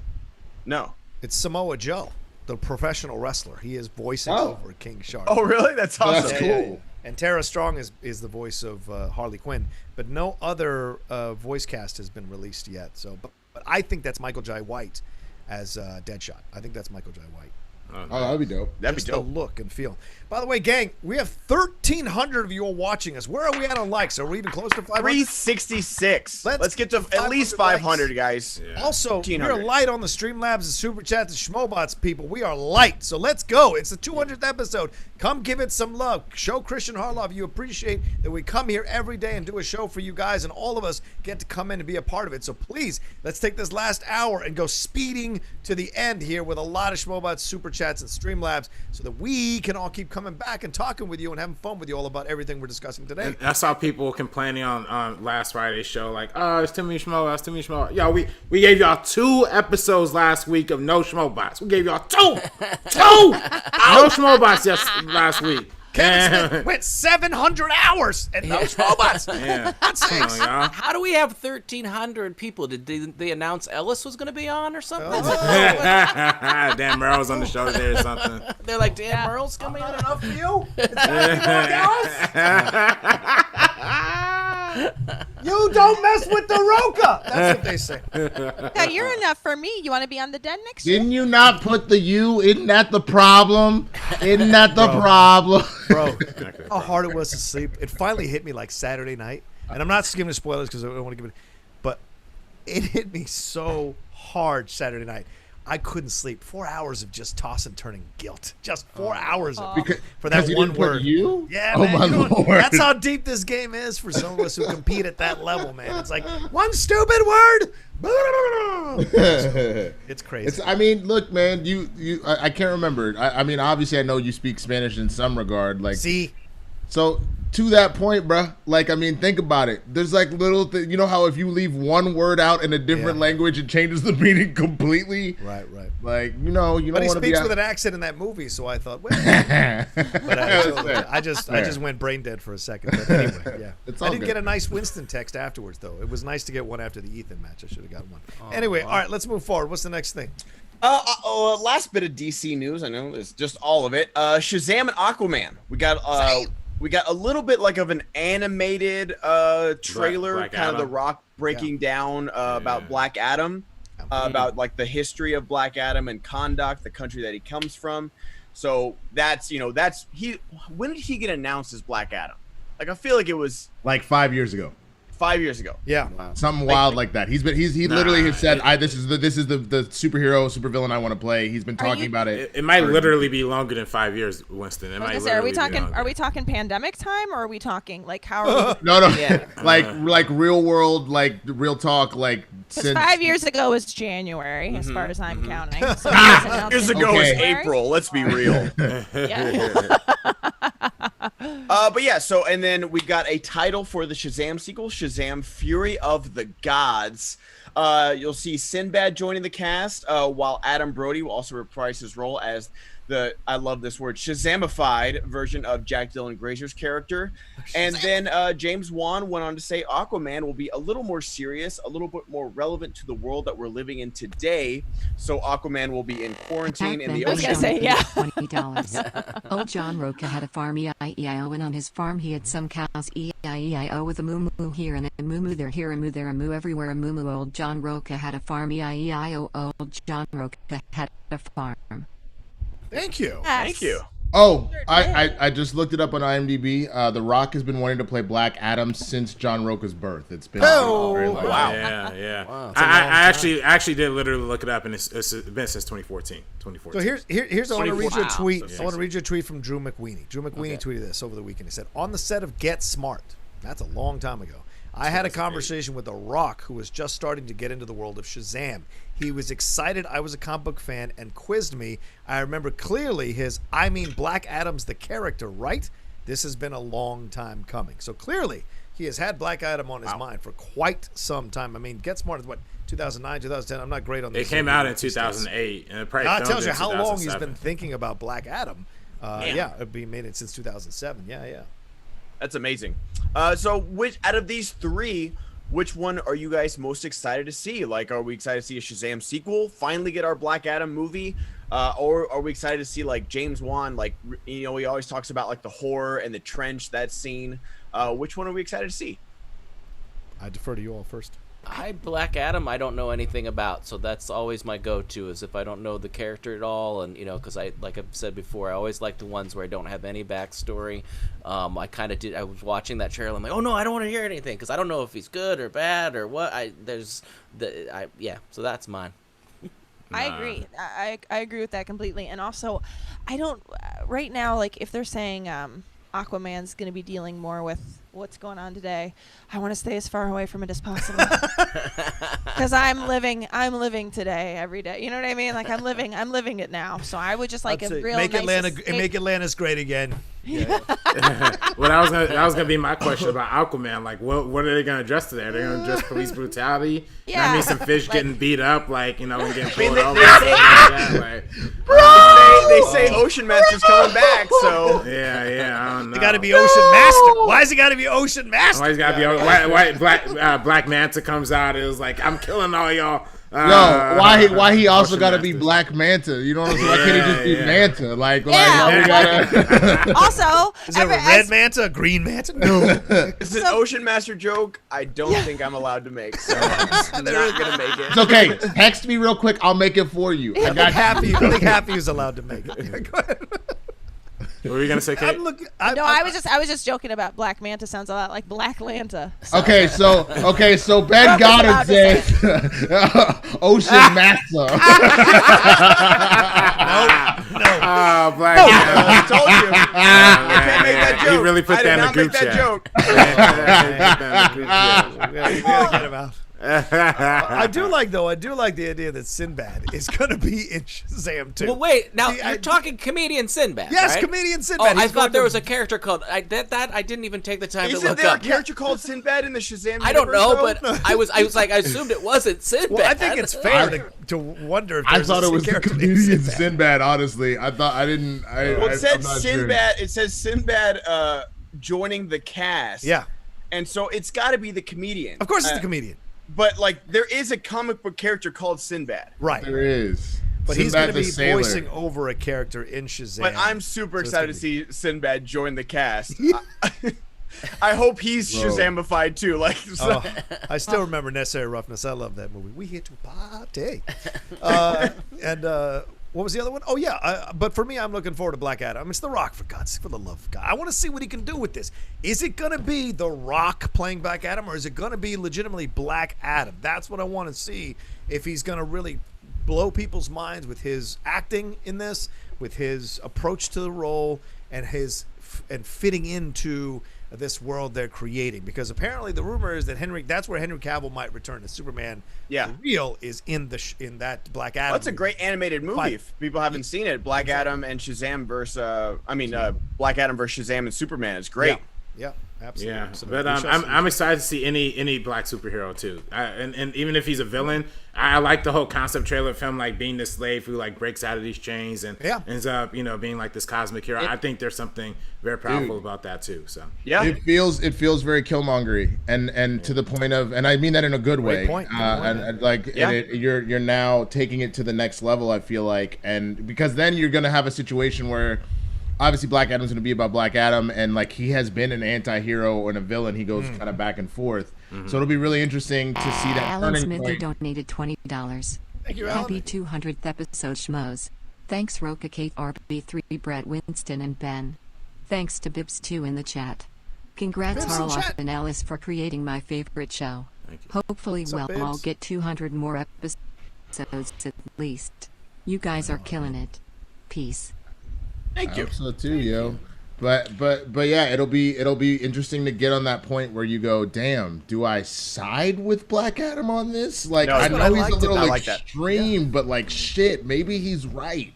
That's why at the end of the trailer, the way, or not trailer, but the way they had that whole video montage of the package, yeah. what he says at the end is exactly right, Winston. That feeling of like, well, what am I? Wait, where do I side with this guy? And I like that. It's a new element to throw into the DC universe that could be very, very interesting. No, yeah, exactly what you said, Winston. The Killmonger like comparison is perfect because like it's just about like how they go about like this thing. Like, oh, like yeah, Killmonger had a good point. I like a lot. yeah. But like maybe not murdering everybody's the way to go. And like that's been plenty of like you said, he's been an anti-hero just as much as he's been a villain. Like even when the Justice League gets taken out in one of the New 52 series, like him and Lex Luthor and Manta, they all team up and they take on like the anti-Justice League or whatever they're called. Like I can't remember. And by the what way, that league you is don't called. get to this moment with Black Adam without having Killmonger and Thanos, right? Yep. I mean, look. I know Thanos is a crazy whatever you want to say, but he was on the money too. But he I was agree with right too. Like space taking off. I mean, the fact that he took half the galaxy away, and it didn't matter what color you were, what your age bracket, what your financial situation was. You just dead because you got selected for random reasons, and you're gone. Bro, Agent Smith. Agent Smith was on the money. He was like, "Look, y'all a parasite. Y'all destroying the planet. You're taking all the resources. I don't know what the fuck to tell you. So we just gonna have to farm your ass." Even like, Captain America said. It's the first time I've seen the dolphins swim. There's no pollution in the ocean. I was like, yeah, because it's whales in the Hudson. Oh, whales in the Hudson. Somebody's never joining the right, IG. Danny McBride, calm it down over there. Never joining the AG. Never. I can play in the Star Wars League. Disrespectful. 2 months. Disrespectful. 60 days to be ready for Star Wars. RB3. I guess that really stuck with you. I thought it was just funny. I thought it was funny. Hey, you know what? I don't think I'm coming to the den now. We keep Ben. All right, man. Coming to swag. What you doing, John? Swag. Yeah. There's no room in swag. He's got his final exam and he's got I change. know. There's Honestly, no room. Winston, I am like so stressed about who you're gonna. You're stressed. Oh my god. You're stressed. And then all of a sudden I get a call from John Rocha, fire them all. Yeah. And I'm like, I'll come first. fuck. You don't take me fourth. Never again. Rocha. What if I take you again. fourth but treat you like you're first? Doesn't matter. Doesn't matter. The jokes will persist. I don't need that for another year. Winston, I do don't know this. Yeah. Winston, don't worry about drafting me because nobody else in this league is gonna want me. So just give me no, me at the stop 10th it. spot, and then I'll be good right there. So. Come on. Hey, Ace got the 10 spot. Like, look at him. Yeah. True. I know. Yeah, that's the fire. Like draft status don't matter. It matters what you do when the lights go Hey, on. dropping some truth bombs. That's right. Hey, yes. What else we got? Tenet reviews are in. The movie that everyone wants to see, apparently. Tenet. I like this review that I'm reading gives away some of the plot, and I know, man. like, I've been on record saying that plot details are not spoilers, but I do kind of want to keep this mystery of the movie. Yeah. So, John, what have you read about Tenet so far, just like reviews wise? It's 90% right now, I think, on Rotten Tomatoes of the international reviewers and the people who are able to get to a theater and watch it for screenings here in the country. So, I mean, that's a positive. That speaks volumes. This review itself, though, it isn't as positive or isn't as supportive as the film as I was anticipating. So there might be some people who don't like it as much, or they think, like you guys have been saying, or we've been saying, he's going back to the well again, that timey-wimey stuff and messing with people's heads and alternate dimensions and all that stuff. He's maybe going down that road one time too many. I don't know. But with all the hoopla around this movie, like, this thing needs to be extremely stellar, or else there's a little bit, I think, of the bias against this movie that's going to kind of sink it a little bit in people's minds. Like, I think people's expectations are very, very high because Nolan and the studio have been pushing to release this thing for quite some time. I don't know. What do you guys think? I actually. Oh, sorry. No. Okay, cool. Okay. Thanks, guys. I hadn't. I'm about to admit something you guys are gonna eat me alive for. I had never seen Inception. Oh. And I watched it this past weekend, and I said to Dickie, I was like, he really loves, like, time in this thing is a different amount of time in this world, like and I was like, he did Interstellar that way too, like, where it's like Even Dunkirk, yeah, even Dunkirk, exactly, like, so And Memento. And yeah, I mean, it's so And The Prestige. Listen, yes. Time doesn't mean a thing to Christopher Nolan. Yeah, I just. Yeah, like how Batman got back all the way from the prison in a day with How no he money fixed here. his back in 5 days. So, listen, when you're determined to do something, you know. Yes. I think I have to say, like, Inception is incredible. I know I'm not saying anything that everybody else hasn't already said. It is incredible, and it's like, it's definitely a movie that I'm like, I have to see this probably 10 more times to really pick up all of the pieces of it. But it is incredible. But I don't know, like, I do feel like I might tire of the same trope after a while. Now, it doesn't mean that he doesn't make beautiful movies. Right. What do you think, Brett? Are you tired? No, yeah, go ahead, Brett. Absolutely. Oh, I kind of was. This article is very long, so I didn't get through all this one. But you didn't helm it? You didn't helm this article? Was it saying that, like, they're going to really over-explain the time? Like, they're going to really spoon-feed it to you? Yeah, oh, no, they're not going that to. was sort of the one thing I read, is that the exposition isn't very, and that's what I like. I like Inception, but Joseph Gordon-Levitt's character is literally just there to explain to the audience. Yeah, okay with that. The whole thing is a dream. It's not real. But the whole film never happened. That's my thing. That's my thing with Nolan. That's the one thing I don't like about his movies. I love that he plays with time and he experiments with time. I just hate that we keep wasting time having to explain things to people. And that's the one thing I liked about Dunkirk, is that, hey, nobody's saying anything. We can actually just focus on trusting ourselves as filmmakers and storytellers. And, you know, that's what gets me excited about Tenet. That new trailer that they put out with the Travis Scott song. I don't know if y'all watched that trailer. I thought it was leaning into amazing. Scott, Fortnite, Christopher Nolan, the three horsemen of the apocalypse. And then Nolan had an interview. He was like, Travis Scott was the final piece we needed for the puzzle for Tenet. I was like, do you think for a day he knows who Travis Scott is? But yeah, I thought that trailer sold me, man. That trailer almost made me start texting people and be like, hey, Vegas, Tenet. What are we doing? Like, what's the move? Like, what are we gonna? I gotta watch this. I haven't seen it. That is why, like, when people say who's like the best like current director, I put Denis Villeneuve over Christopher Nolan because of like the variety of his films. Like that Denis Villeneuve seems to be pushing himself to do different genres of films. Yeah. While Christopher Nolan makes great movies, he makes kind of the same. It's like time with war, time with the heist, time with a mystery, time with Matthew McConaughey and sci-fi time, like or dreams and fantasy. Yeah. Winston, go ahead, Winston. What do you call the MCU, bro? Like it's the same thing. Superhero with the heist, superhero with the spy thriller, superhero with the galactic war. Like, I know, and I'm not calling any of the MCU directors the best directors working. But everybody calls the MCU the greatest franchise to come about. So he's just the Nolan franchises are just time. If Nolan was making a cinematic universe, then that would be different. But he's making a bunch of unconnected movies. Yeah. Also, doesn't Scorsese just make all mob movies as well? Like, I'm like, I was gonna push. He doesn't. Well, I was gonna push. See, that's where I'm gonna push back on you a little bit, Ben. I think After Hours. That's where I was gonna push back a little bit, Ben. I think that's like saying, why can't Hitchcock make not a thriller? You know what I mean? Like, I feel like that's his whole purpose as a filmmaker. So Jordan Peele does like horror and comedy. Like, everybody has their niche, man. His niche is he likes to fuck with time. But I'm with Ben on this one because you guys are talking about genres and he doesn't. There's not. I'm talking about the story. Like the actual story is very repetitive to me.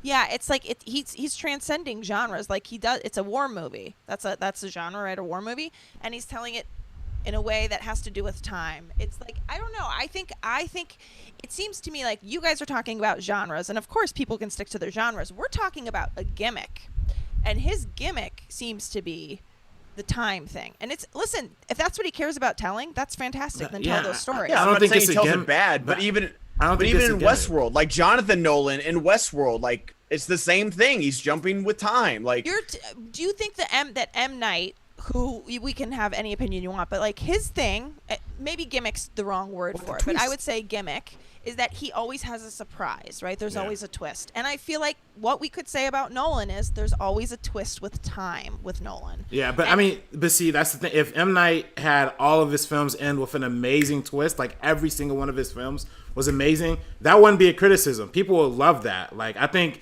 there's something to be said about like what a director does and like how much of himself he's going to put into it. And obviously Nolan's not like a very personality driven kind of filmmaker. He's not very much like a comedic kind of filmmaker. I guess his purpose in filmmaking is like to experiment with time, experiment with editing, experiment with that. And I mean, even though you're saying it's kind of the same thing, I think they are different from movie to movie. I think the way they use time in Memento is very different than the way they use time in The Prestige, or the way they use time in. Again, I'm not saying he does it poorly. Yeah. But you bring up M. Night Shyamalan. The reason why people don't like the twist in The Village is because you're looking for it. Mm-hmm. You're literally looking for the twist. And so people were guessing like, oh, this is present day. That would be the biggest twist they could do. So that's the thing, is that, again, his gimmick in The Sixth Sense, you weren't looking for it. In Unbreakable, you weren't really looking for it, and you weren't, okay, we didn't know there was gonna, but then by The Village, you're like, what's the twist in this movie? Because outside of that, The Village is a very well-made movie. It's Roger Deakins cinematography and well acted. I feel like with Nolan movies, especially with his last couple movies, you have to sit and think about and see it more than once, because with Installers I didn't like it at first, not until the third watch I love it. I feel with these review or be the same. I mean, just to piggyback off of this, I'm not saying that this doesn't mean that Christopher Nolan isn't a profound director or he's not telling incredible stories. I'm saying personally, I sort of tire of. I loved Dunkirk, and I know a lot of people didn't. I thought Dunkirk and the way he did it was amazing. Too. And I feel like, but I guess what I'm saying is, like, when you ask me, like, are you excited about Tenet? I'm like, well, I'm excited to understand what the time twist is that he, like, it, I personally feel a little exhausted by the time thing. But again, I love all of M. Night's movies. I even liked The Village. So I'm not saying gimmicks are bad, but I'm not saying that staying in a genre is bad. Yeah. I just mean, like, personally, like, when the question is, are you excited for Tenet? I'm sort of like, I'm medium on the whole thing. Right. Like, no, I just want his films to say something.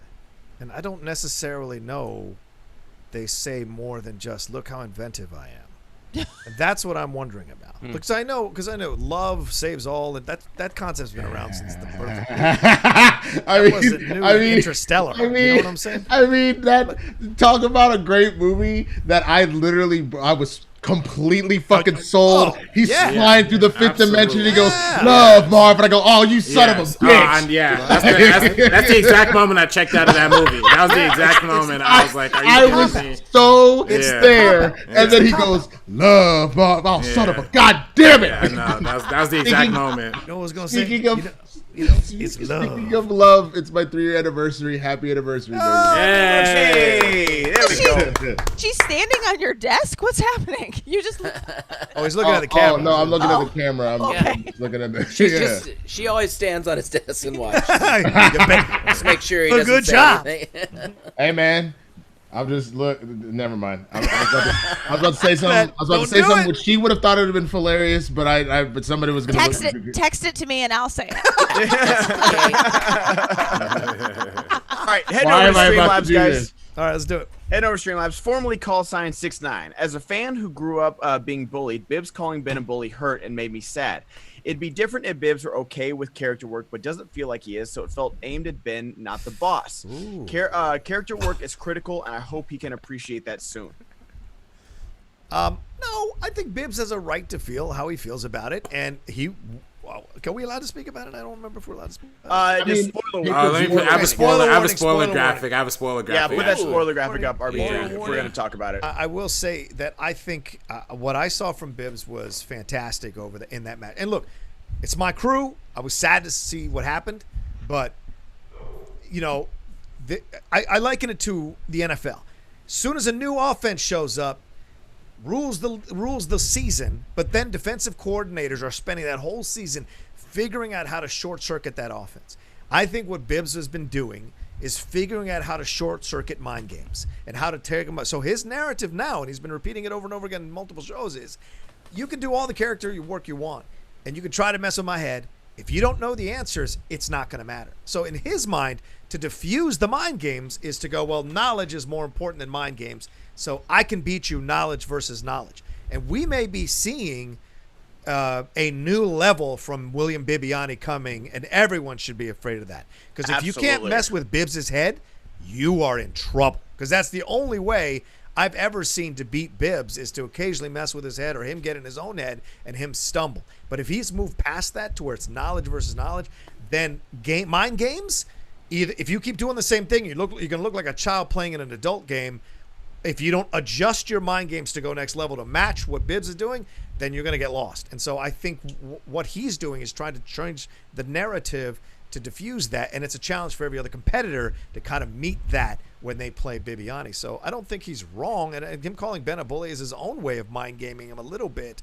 So sometimes Ben you has gotta no talk yourself up too. And you saw it even people like in the pay-per-view chat, and then even now are like, oh, that challenge was crazy. Like, that challenge is what Ben does. He did it probably just to piss them off, and he thought it might work for a second to try to unsettle things. Thought it might work for a second, but both him and Brendan refocused, and that was for a steal. They didn't even answer their own questions yet. So that was literally like a last second, let me call a timeout while the other team is rolling on us right now, and it didn't work. Yeah. So Bibbs has turned that. If he's turned that corner, and he's got to tell himself that like people are bullies and stuff like that, do it. I'm all for it. The league is in trouble. Yes, if he's turned that corner. In trouble. I think the one thing that I'll say, and I give Bibbs credit about finding a way to, like you said, drown out the noise from Ben.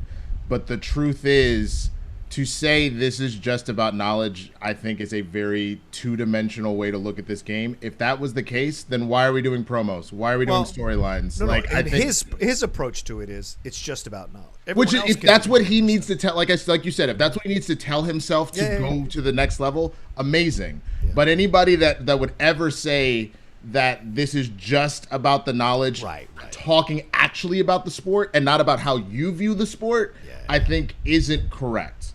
Okay. Just because nobody is just going to watch us answer questions about movie trivia. You can do that in a bar.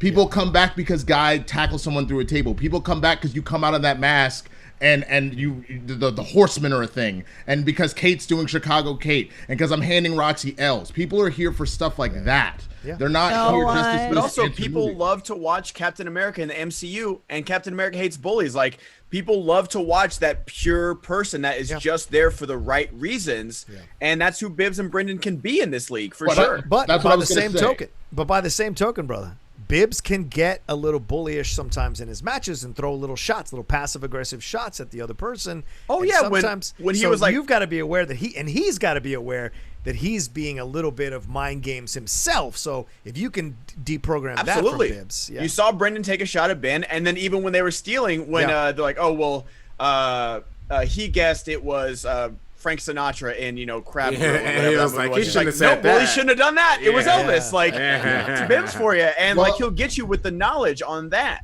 That's why I never buy this act of his that, I'm a poor innocent victim of the bullies. I never buy that act. I give Bibbs both ways.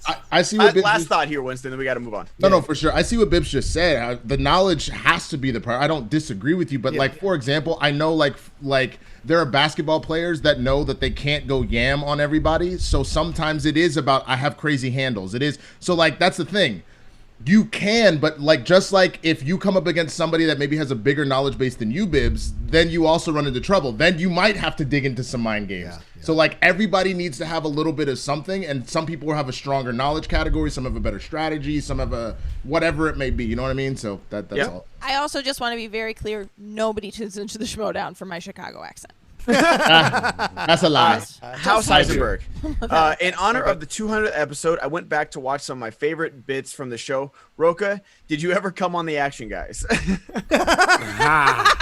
I forgot about that one. That was great. I forgot about that one too. They still haven't invited me. I guess one of them doesn't like the show. Yeah, people, please help us celebrate this 200th episode by sending in Streamlabs, Schmobots, Super Chats, $30 plus donations on Super Chat will be read out loud, along with $20 plus donations. Interrupt our conversation. Help us celebrate 200, because we made it. Come on. Show your appreciation. Show your appreciation. No spoilers, but I got to see Tenet the other day. I liked the movie, but it left feeling a bit disappointed with the safe story and how convoluted it was at times. It really needed subtitles. I could feel my theater getting lost with some even leaving. Oof. What? Jordan McIntyre again. The Batman trailer has made me feel something I haven't felt since the days as a kid watching the Batman animated series. It has that 90s Batman animated feel to it. Yeah, absolutely. It does. Okay. Again, just to continue on what I was saying, this could be the definitive Batman. Grounded like Bale, brutal like Batfleck, detective like Conroy, and mysterious like Keaton. Never seen a Batman draw from so many inspirations. Hope it delivers. Same. Hope it delivers big time. Eddie 314. What? Nothing. Oh, and also, I have something to say to that.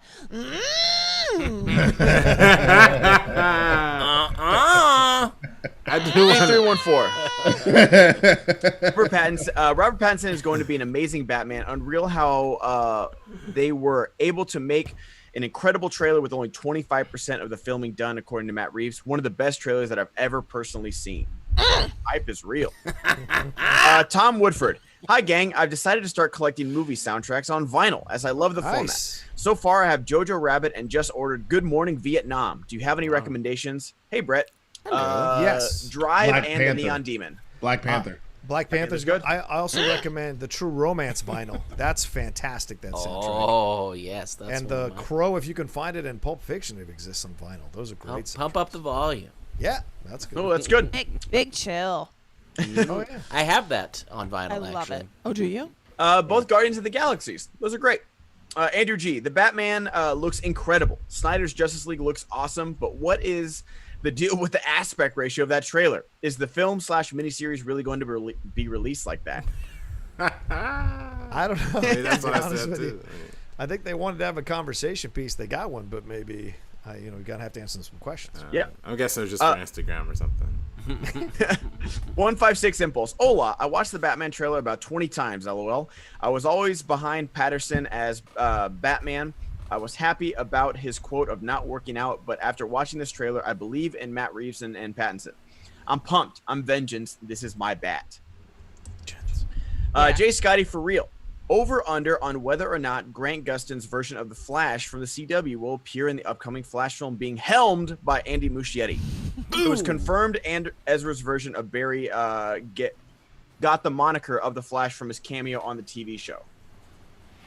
That is pretty cool. He will absolutely show up. Yeah. Will Grant appear in the Flash? 1000%. I vote with Rocha always. Yes. Unless I he's do not like that. joining the den, then I don't vote with him. Yeah. I do like that possibility of, like, because I mean, with Keaton and Affleck, like they're going full multiverse of madness with this thing, and I'm super excited about it. Except for one particular casting. Moving on. Kristen Vilstrup. Happy Monday from Denmark. 200, baby. You're my favorite show on YouTube. Special shout out to Kate for being so awesome and a great person. A real mensch. Also, obligatory hi, Brett. It's okay to eat fish because they don't have any feelings. Mm-hmm. There it is. It's okay to eat No, but fish are fun, not food. Have any feelings? It's okay. 156 Impulse. My mom is getting her staples out and her stitches out in the next couple of weeks. It's been a month when mom got her new kidney. Question, if a friend doesn't text you back after 2 days, should you text them back? A friend of mine asked me this. I don't know the answer. Mark Ellis? Is this about Mark Ellis? Yeah, or Christian or who? Which friend is? Yeah, I think you just gotta text them back, man. Just text them. People, back. They probably I don't see miss. it. Yeah, I miss, or you're in the middle of something, and I'll see. I mean, sometimes I'm 30 foot up on a scissor lift painting the ceiling of the gallery, and a text comes in, and that's not the time to, respond, and then you forget about it. Yeah, then you forget about it. What kind of friend is it? Yeah. Friend you're interested in? Or is it I was gonna say, Yeah. friend texting is different than double texting Right. interest. Trust me. If he or she has interest in you, they will check the phone to see if you've texted. Yeah. Yeah, if we're talking about a friend, text them. If we're talking about a friend, I would say. And if you call them that, they're definitely not going to text you back. Right.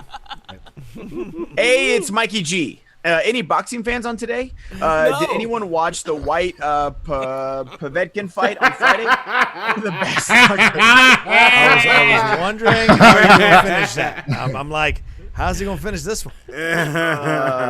White? You fucker.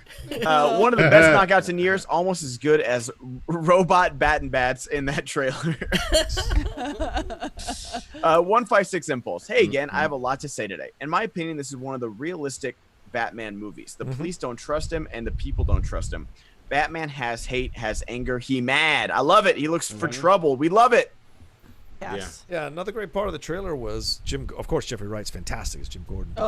Having Jeffrey Batman walk in amongst those cops, that lets you know, like, we're not at the Batman is this glorious superhero he doesn't phase appear. of his, they're see him as more and a bit of an intruder in what they're trying to do, because that's the thing sometimes in Gotham Central when you read that comic book, it's about the fact that these cops feel that they're being overshadowed by the Batman, and him catching these criminals makes it seem as if they're not doing their job well enough, so it insults them on a professional level. So that might be an angle they explore with the cops and Batman, as it's his second year being Batman. I like that.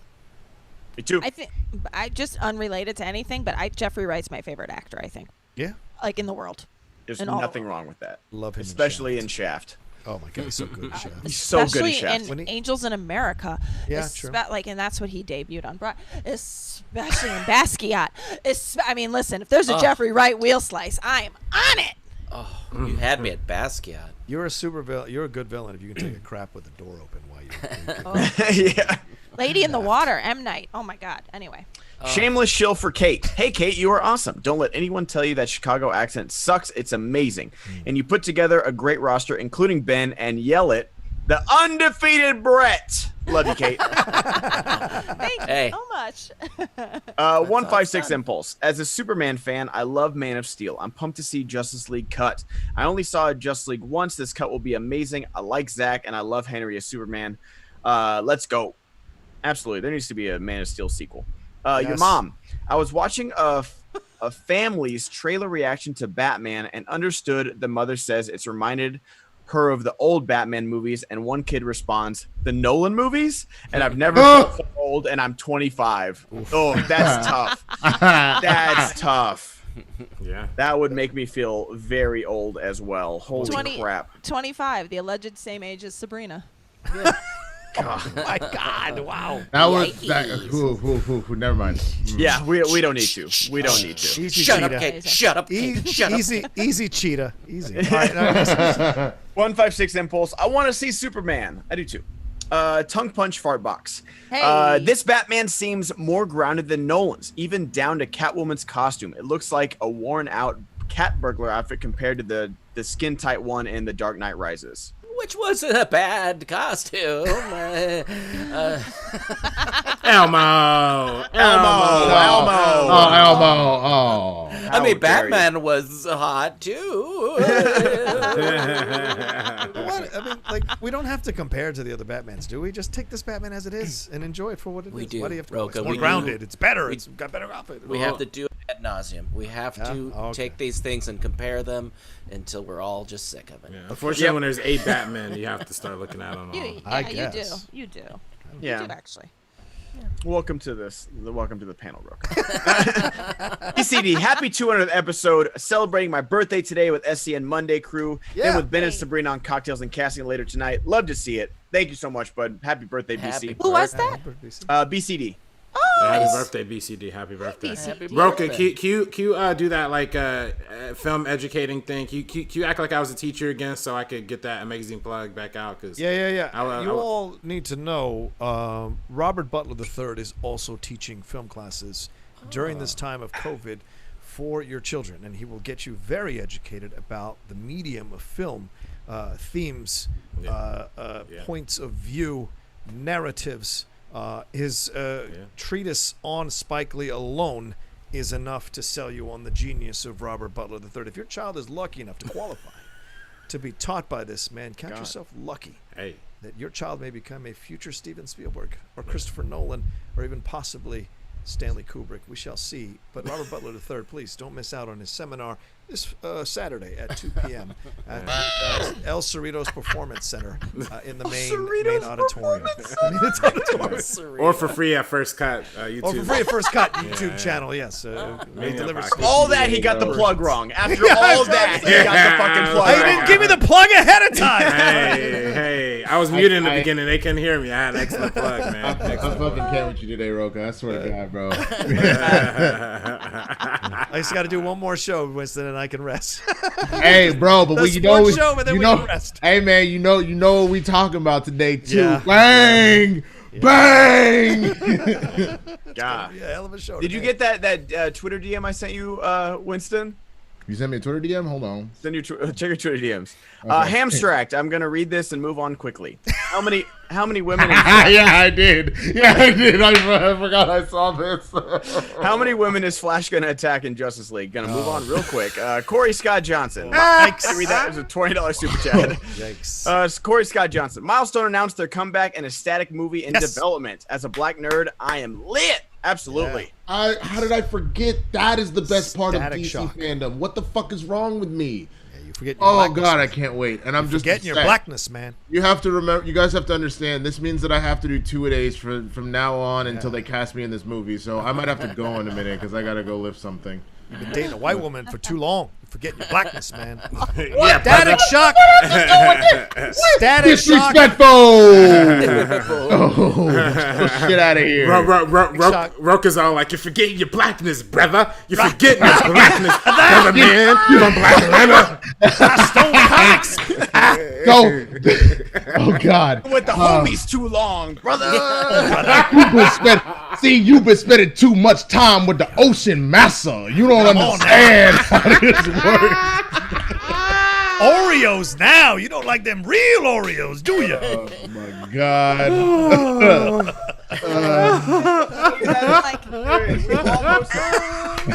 It's me being like, how dare you say that white women? Very dare say white women have any negative effects I'm mad Kate didn't audition for the Karen movie. That's perfect. Yeah, Milestone, it's coming back. That's so good. Static Shock, Icon, all these characters. I think Vixen's a part of that too. All these characters coming, being a part of this. It's going to be great to see them be reborn. Reggie Hudlin involved with it as well, doing the graphic novel and possibly an on-screen adaptation of Static Shock. Phil Lamar, of course, the voice of Static Shock, he was at the panel as well. So great to see that all happening for them. So good stuff. For sure. Corey Scott Johnson. I just read that. Epsilon Audio. Hey, yo, guys. Love you. Happy 200. Which villain would you prefer in a sequel to The Batman? Court of Owls or Hush? For me, it's Court of Owls. I said we got to build to Court of Owls. I think that would be a good, like, kind of tease throughout the movie because that's like the Illuminati of Gotham. So I think that would be cool as like a sequel to The Batman for sure. I feel like we're too soon into Hush, though. We have to know who the Riddler is because he plays an integral part in it. You know what I'm saying? Like, so yes, I think Court of Owls, like, you can maybe lay some groundwork in this movie. Rocha, we noticed it. We noticed it, come back. Yeah, we see it, Rocha. Thank you. What is it? What is he seeing? He has Hush in the background. Real Detroit Lions fan. Outlaw, if you got one free punch in the face to any Schmodown character with no consequence, this is me. Would you punch the Killer, the Beast, or Baby Carrots? You punch Baby Carrots? No one would ever punch Baby Carrots. I'd punch Baby Carrots. You can't punch the Beast. Bibiani, you can't punch Bibiani. No. I wouldn't punch Baby Carrots. You can't. I just wanted to see I just wanted to be the contrarian. What was the third one? Or the Killer. Kalinowski? I wouldn't punch him. You can't punch any of those people. Yeah, you can't punch any. Like, yeah, those are all the worst people. I can give you 3 other ones you can. But anyway, go ahead, Dad. Next. Lucas, do it. Come on, $30 Super Chat Friday for Brett and Mark to sing Rainbow Connection was missed. No, they just didn't know the lyrics. Mark said that. I also asked Sabrina to end the beef with Roxy. Can Brett and Kate sing Pure Imagination to fix? Lucas, we read that, and he did the Kermit impression instead. Yep. And that got Matt Link posted that. Go back and check it out on Friday. It's on Twitter. And I read the Sabrina and Roxy one too, bud. I read both those. What's the song with me and you'll be in a world of pure imagination. I'm creepy. This movie will give you nightmares. And a Pete crawls on my face in the tunnel. Is it simply look around and view it? It's the only other movie to murder an animal live on screen. Nothing to it. You're gonna let a kid get sucked in a pipe and he probably dies. Oh my God. And another one turns into a giant blueberry. Yeah. And snozzberries I guess are a reference to wieners.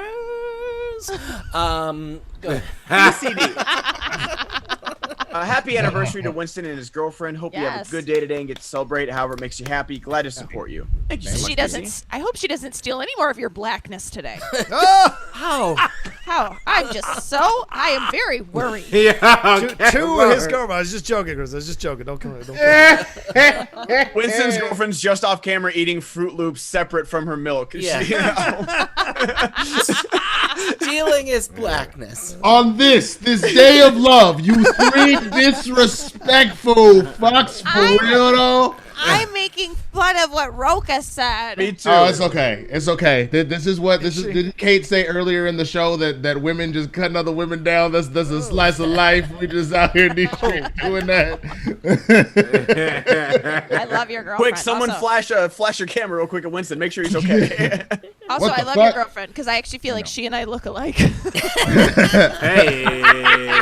Like she's very pretty. I think we look like she's gorgeous. Rocha's highly satisfied. Look how mad Rocha is. Somebody in the chat said Dr. Umar Rocha, and I can oh, what's that mean? No. What's that mean? Oh, no. I don't know what that reference is either. Dr. Umar Johnson, you ain't heard of him? No. Look him up, look him up. Dude, don't look him up. Don't look him up. Might add a new person I want to punch on my list. Hold on. I know what Johnson. Okay, review and play 23. Rocha, the sweetener in Diet Coke damages your stomach bacteria and can lead to bad side effects like weight gain. Also, this DC thing makes me hate that we are still in 2020. That explains it. It's aspartame. It says Diet Coke. Kalinowski drinks 4 Diet Cokes, 5 Diet Cokes a day. So don't tell me about weight gain. That fucker looks svelte. He also does. Me and him have talked about this. He also does P90X and all the Beachbody stuff. P90X? Man. Yeah, me and him have cracked jokes about our favorite lines about P. Like that's the funny thing is, I really want to be friends with Mike Kalinowski. That's the only thing that we've ever talked about, like outside of like, oh, it was a good match. He's like, yeah, thanks. Anthony Crowley donated $20. Happy 200th episode, everyone. Woo. Kate, you are awesome. Here's to another 200 episodes. Thanks for keeping me mostly sane in the highlight of my evening. Happy anniversary, Winston. Thank you. Anthony Crowley, our friend from Ireland. Thank you, sweet Anthony Crowley. Keep donating. To you.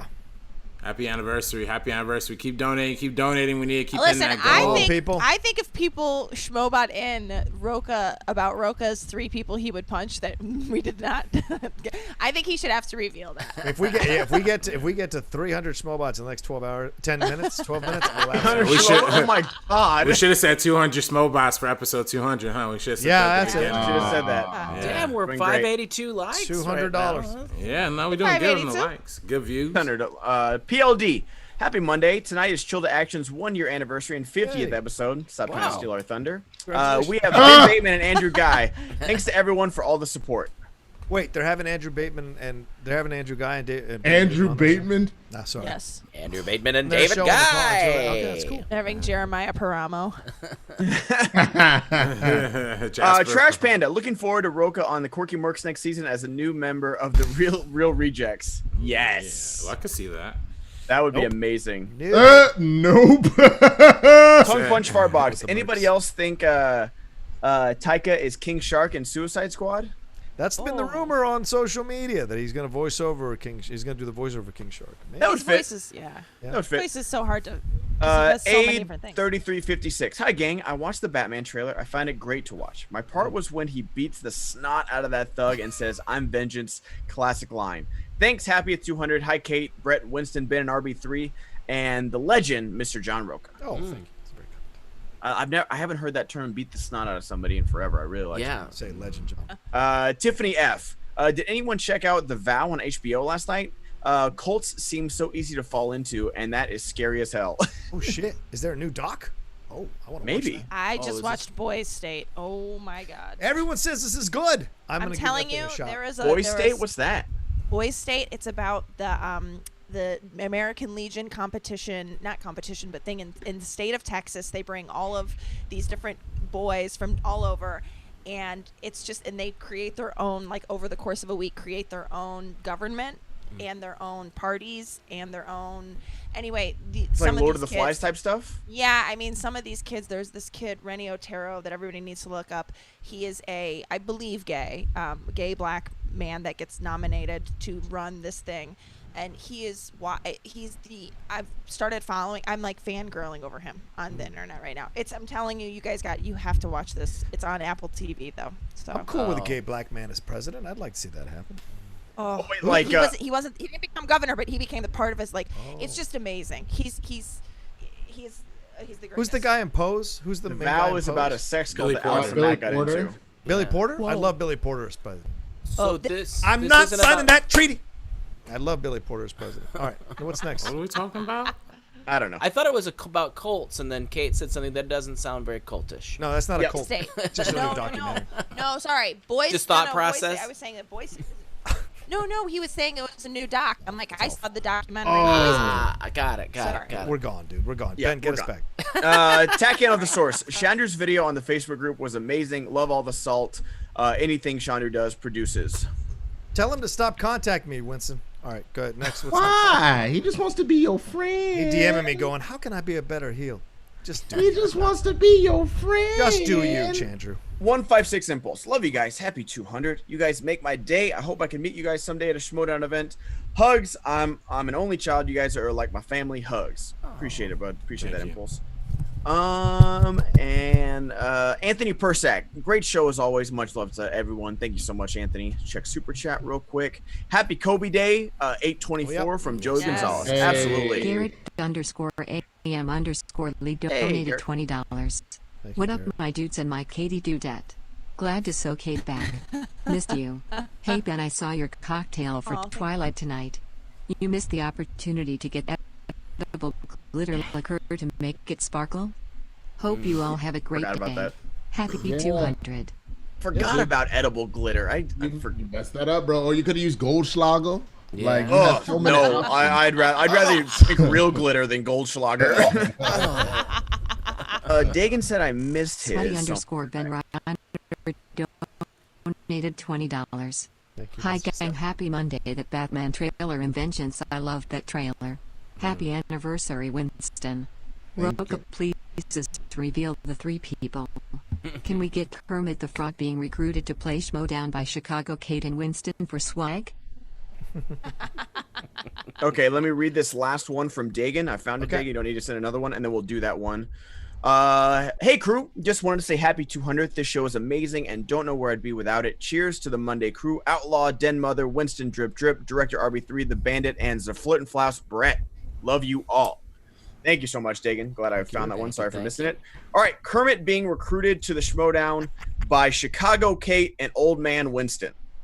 Oh, it's Old Man Winston. Shit, I'm just gonna call it Old Man Winston because that's my new favorite character for me. Kermit, just want to say we're going to get the band back together. You know what I mean? We're going to get the band back together. And we really want you in it. And by the band, I mean join my team. What kind of team is this are you referring to? Like, the only band I know has that one lady that goes, yeah, man, hey, man. Yeah, the Muppet Band, that's my favorite, with the animal, too, but I can't remember her name. Look at this. You come over here and look at this. Okay. Come here. Come over here and look at this. There is a talking frog on the television screen. Young man, will you explain this to me? I think this young man got a little bit of swag. You know what I'm saying? Okay. I'm a Muppet. I'm not an actual frog, and my voice is not... God, Brett, come on. They're almost there. They're almost there. Almost had it. Yeah, listen, I just got to say, Drip Drip sounds like you got to go see a doctor, okay? So, Kerm, come over to the den. Let's tear this place apart. You know what I'm saying? See right here? See, I'm not surprised. Right here, this white lady over here don't know about that drip. You know what I'm saying? She ain't never seen no drip in her life. I lived through 2007, believe me. I saw a lot of drippage. Okay. Oh, shoot. Oh, referring to 2007, Kate? Or I guess that's none of my business.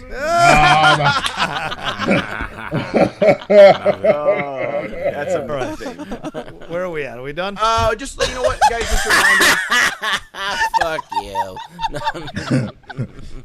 Just a reminder, guys. Friday, big match: Jericho and Smith. Yes. Undercard: Ben Bateman and Andrew Guy, number 2. Make sure you guys go subscribe to this channel right here if you guys are new, because we had 1,300 people watching today. Probably a lot of new people. Check out the Schmodown if you haven't. Rocha, take us out, brother. Oh, we also got to plug the new T-shirt designs for the merch. Yeah. Yes. Yeah. Do it. Oh, so I mean, do I gotta do it? Do it. Knock it out, Professor. Well, they got some. We got some new designs here, courtesy of Attack Peter. Limited availability. The link is available in the description down below. You can see here some images here. Finstock Exchange versus Corruption. Really Available great. 2 weeks. Available for 2 weeks, shirt. absolutely. Yeah, so you got to make sure you get it while you can get it. The team championships, look at this one. This is just a nice poster. Finstock Exchange, the Bull versus the Demon. I guess that's supposed to be Shannon Barney for Corruption. Let's not give her too much credit. But I mean, this looks like Maleficent for sure. Yeah, exactly. Maleficent, perfect. Yeah, so definitely make sure you check out this new collection from Attack Peter, limited availability. I think these are great designs, great shirts. Yeah. If you're a fan of the teams, Championship that happened this Friday, which will be airing again soon. They usually re-air the matches live again on YouTube the week after or something like that. I think Friday. Yeah, Friday. But I know we have the big Kevin Smith match that day too, so I don't know what the plan is for that. But make sure you check that out and get those T-shirts while they're still available. Again, limited time offer only. And if people want to put in some last second schmobots, just throw them in real quick, and we real highly appreciate it. So. Throw them in there, just rolling the dice in there. Yeah, exactly. A little, So, end with this. We'll end with more DC talks. We barely scratched the surface today. Out of all the DC fandom, what was your favorite thing of the weekend? John, we'll start with you. The Batman trailer, bar none. Yes, I agree. Solid discussion. I think I'm sorry. For me, it was the Zack Snyder Justice League trailer. It gets me excited for a new 4 hours of something that to look forward to on HBO Max. Fair. Kate? I also would say the Batman trailer. I'm excited to see this new take. I know Rocha. I'm comparing it to other Batmans, but I do think it's a very interesting take, and I can't wait to see it come to fruition. Hopefully in a theater. I think the Riddler is going to be Thomas Wayne's illegitimate son. That's what I think it's going to be. All right. Whoa. Brett, what about you? Oh yeah, definitely Batman. And I tried to, the end it said coming out $0 $1, and I thought that meant like, oh, we don't know when this is coming to theaters, but now I got that it was a Riddler reference. So just forgiving myself in my mind for making that mistake. Winston, what about you? After you recover it's from a that, tie between the two games and Static you're not Shock. the only detective here, Batman. the two games and Static Shock. Ah. All right. I'm gonna agree with you guys in the Batman. Like I know, like Snyder Cut's got me curious, not excited. I'm curious to see it. And if it's I think they're doing it right though. The 4-part miniseries, if they release that like every Friday, I think that'll be the headliner every Monday. Is what happened last week on the Snyder Cut. So I think that's the perfect way to release this movie is as a series. I do agree with that. And the crazy thing is, he said on a podcast, I think that day, later on that day or the next day, he said, "I'm not ruling out a part 2." So I don't know what that means, depending on views and money and whatever. So who knows? Everything's and I'm excited for we get a Batfleck universe, we get a Pattinson universe, we got a Joaquin Joker, we get a Suicide Squad Joker. Can we get no more Leto Joker though? Can we all universally agree? Yes, on that? we can. We all can. All right, Rocha, take us out, brother. Don't be surprised if he shows up. All right, thanks everybody for watching the 200th episode of SEN Live. Really appreciate all the love you guys gave us today. Thank you for all the Streamlabs, Super Chats, Schmobots, and hey, you can always send in Streamlabs. You don't have to necessarily send them in when we're on the air. Send them in anytime to support the fact that we've been bringing you 200 shows of SEN Live. Give it some love.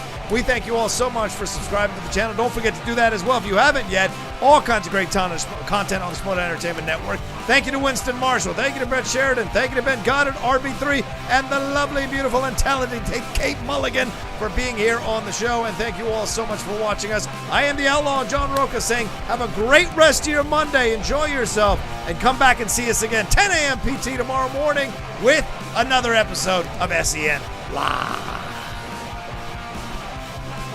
A vengeance!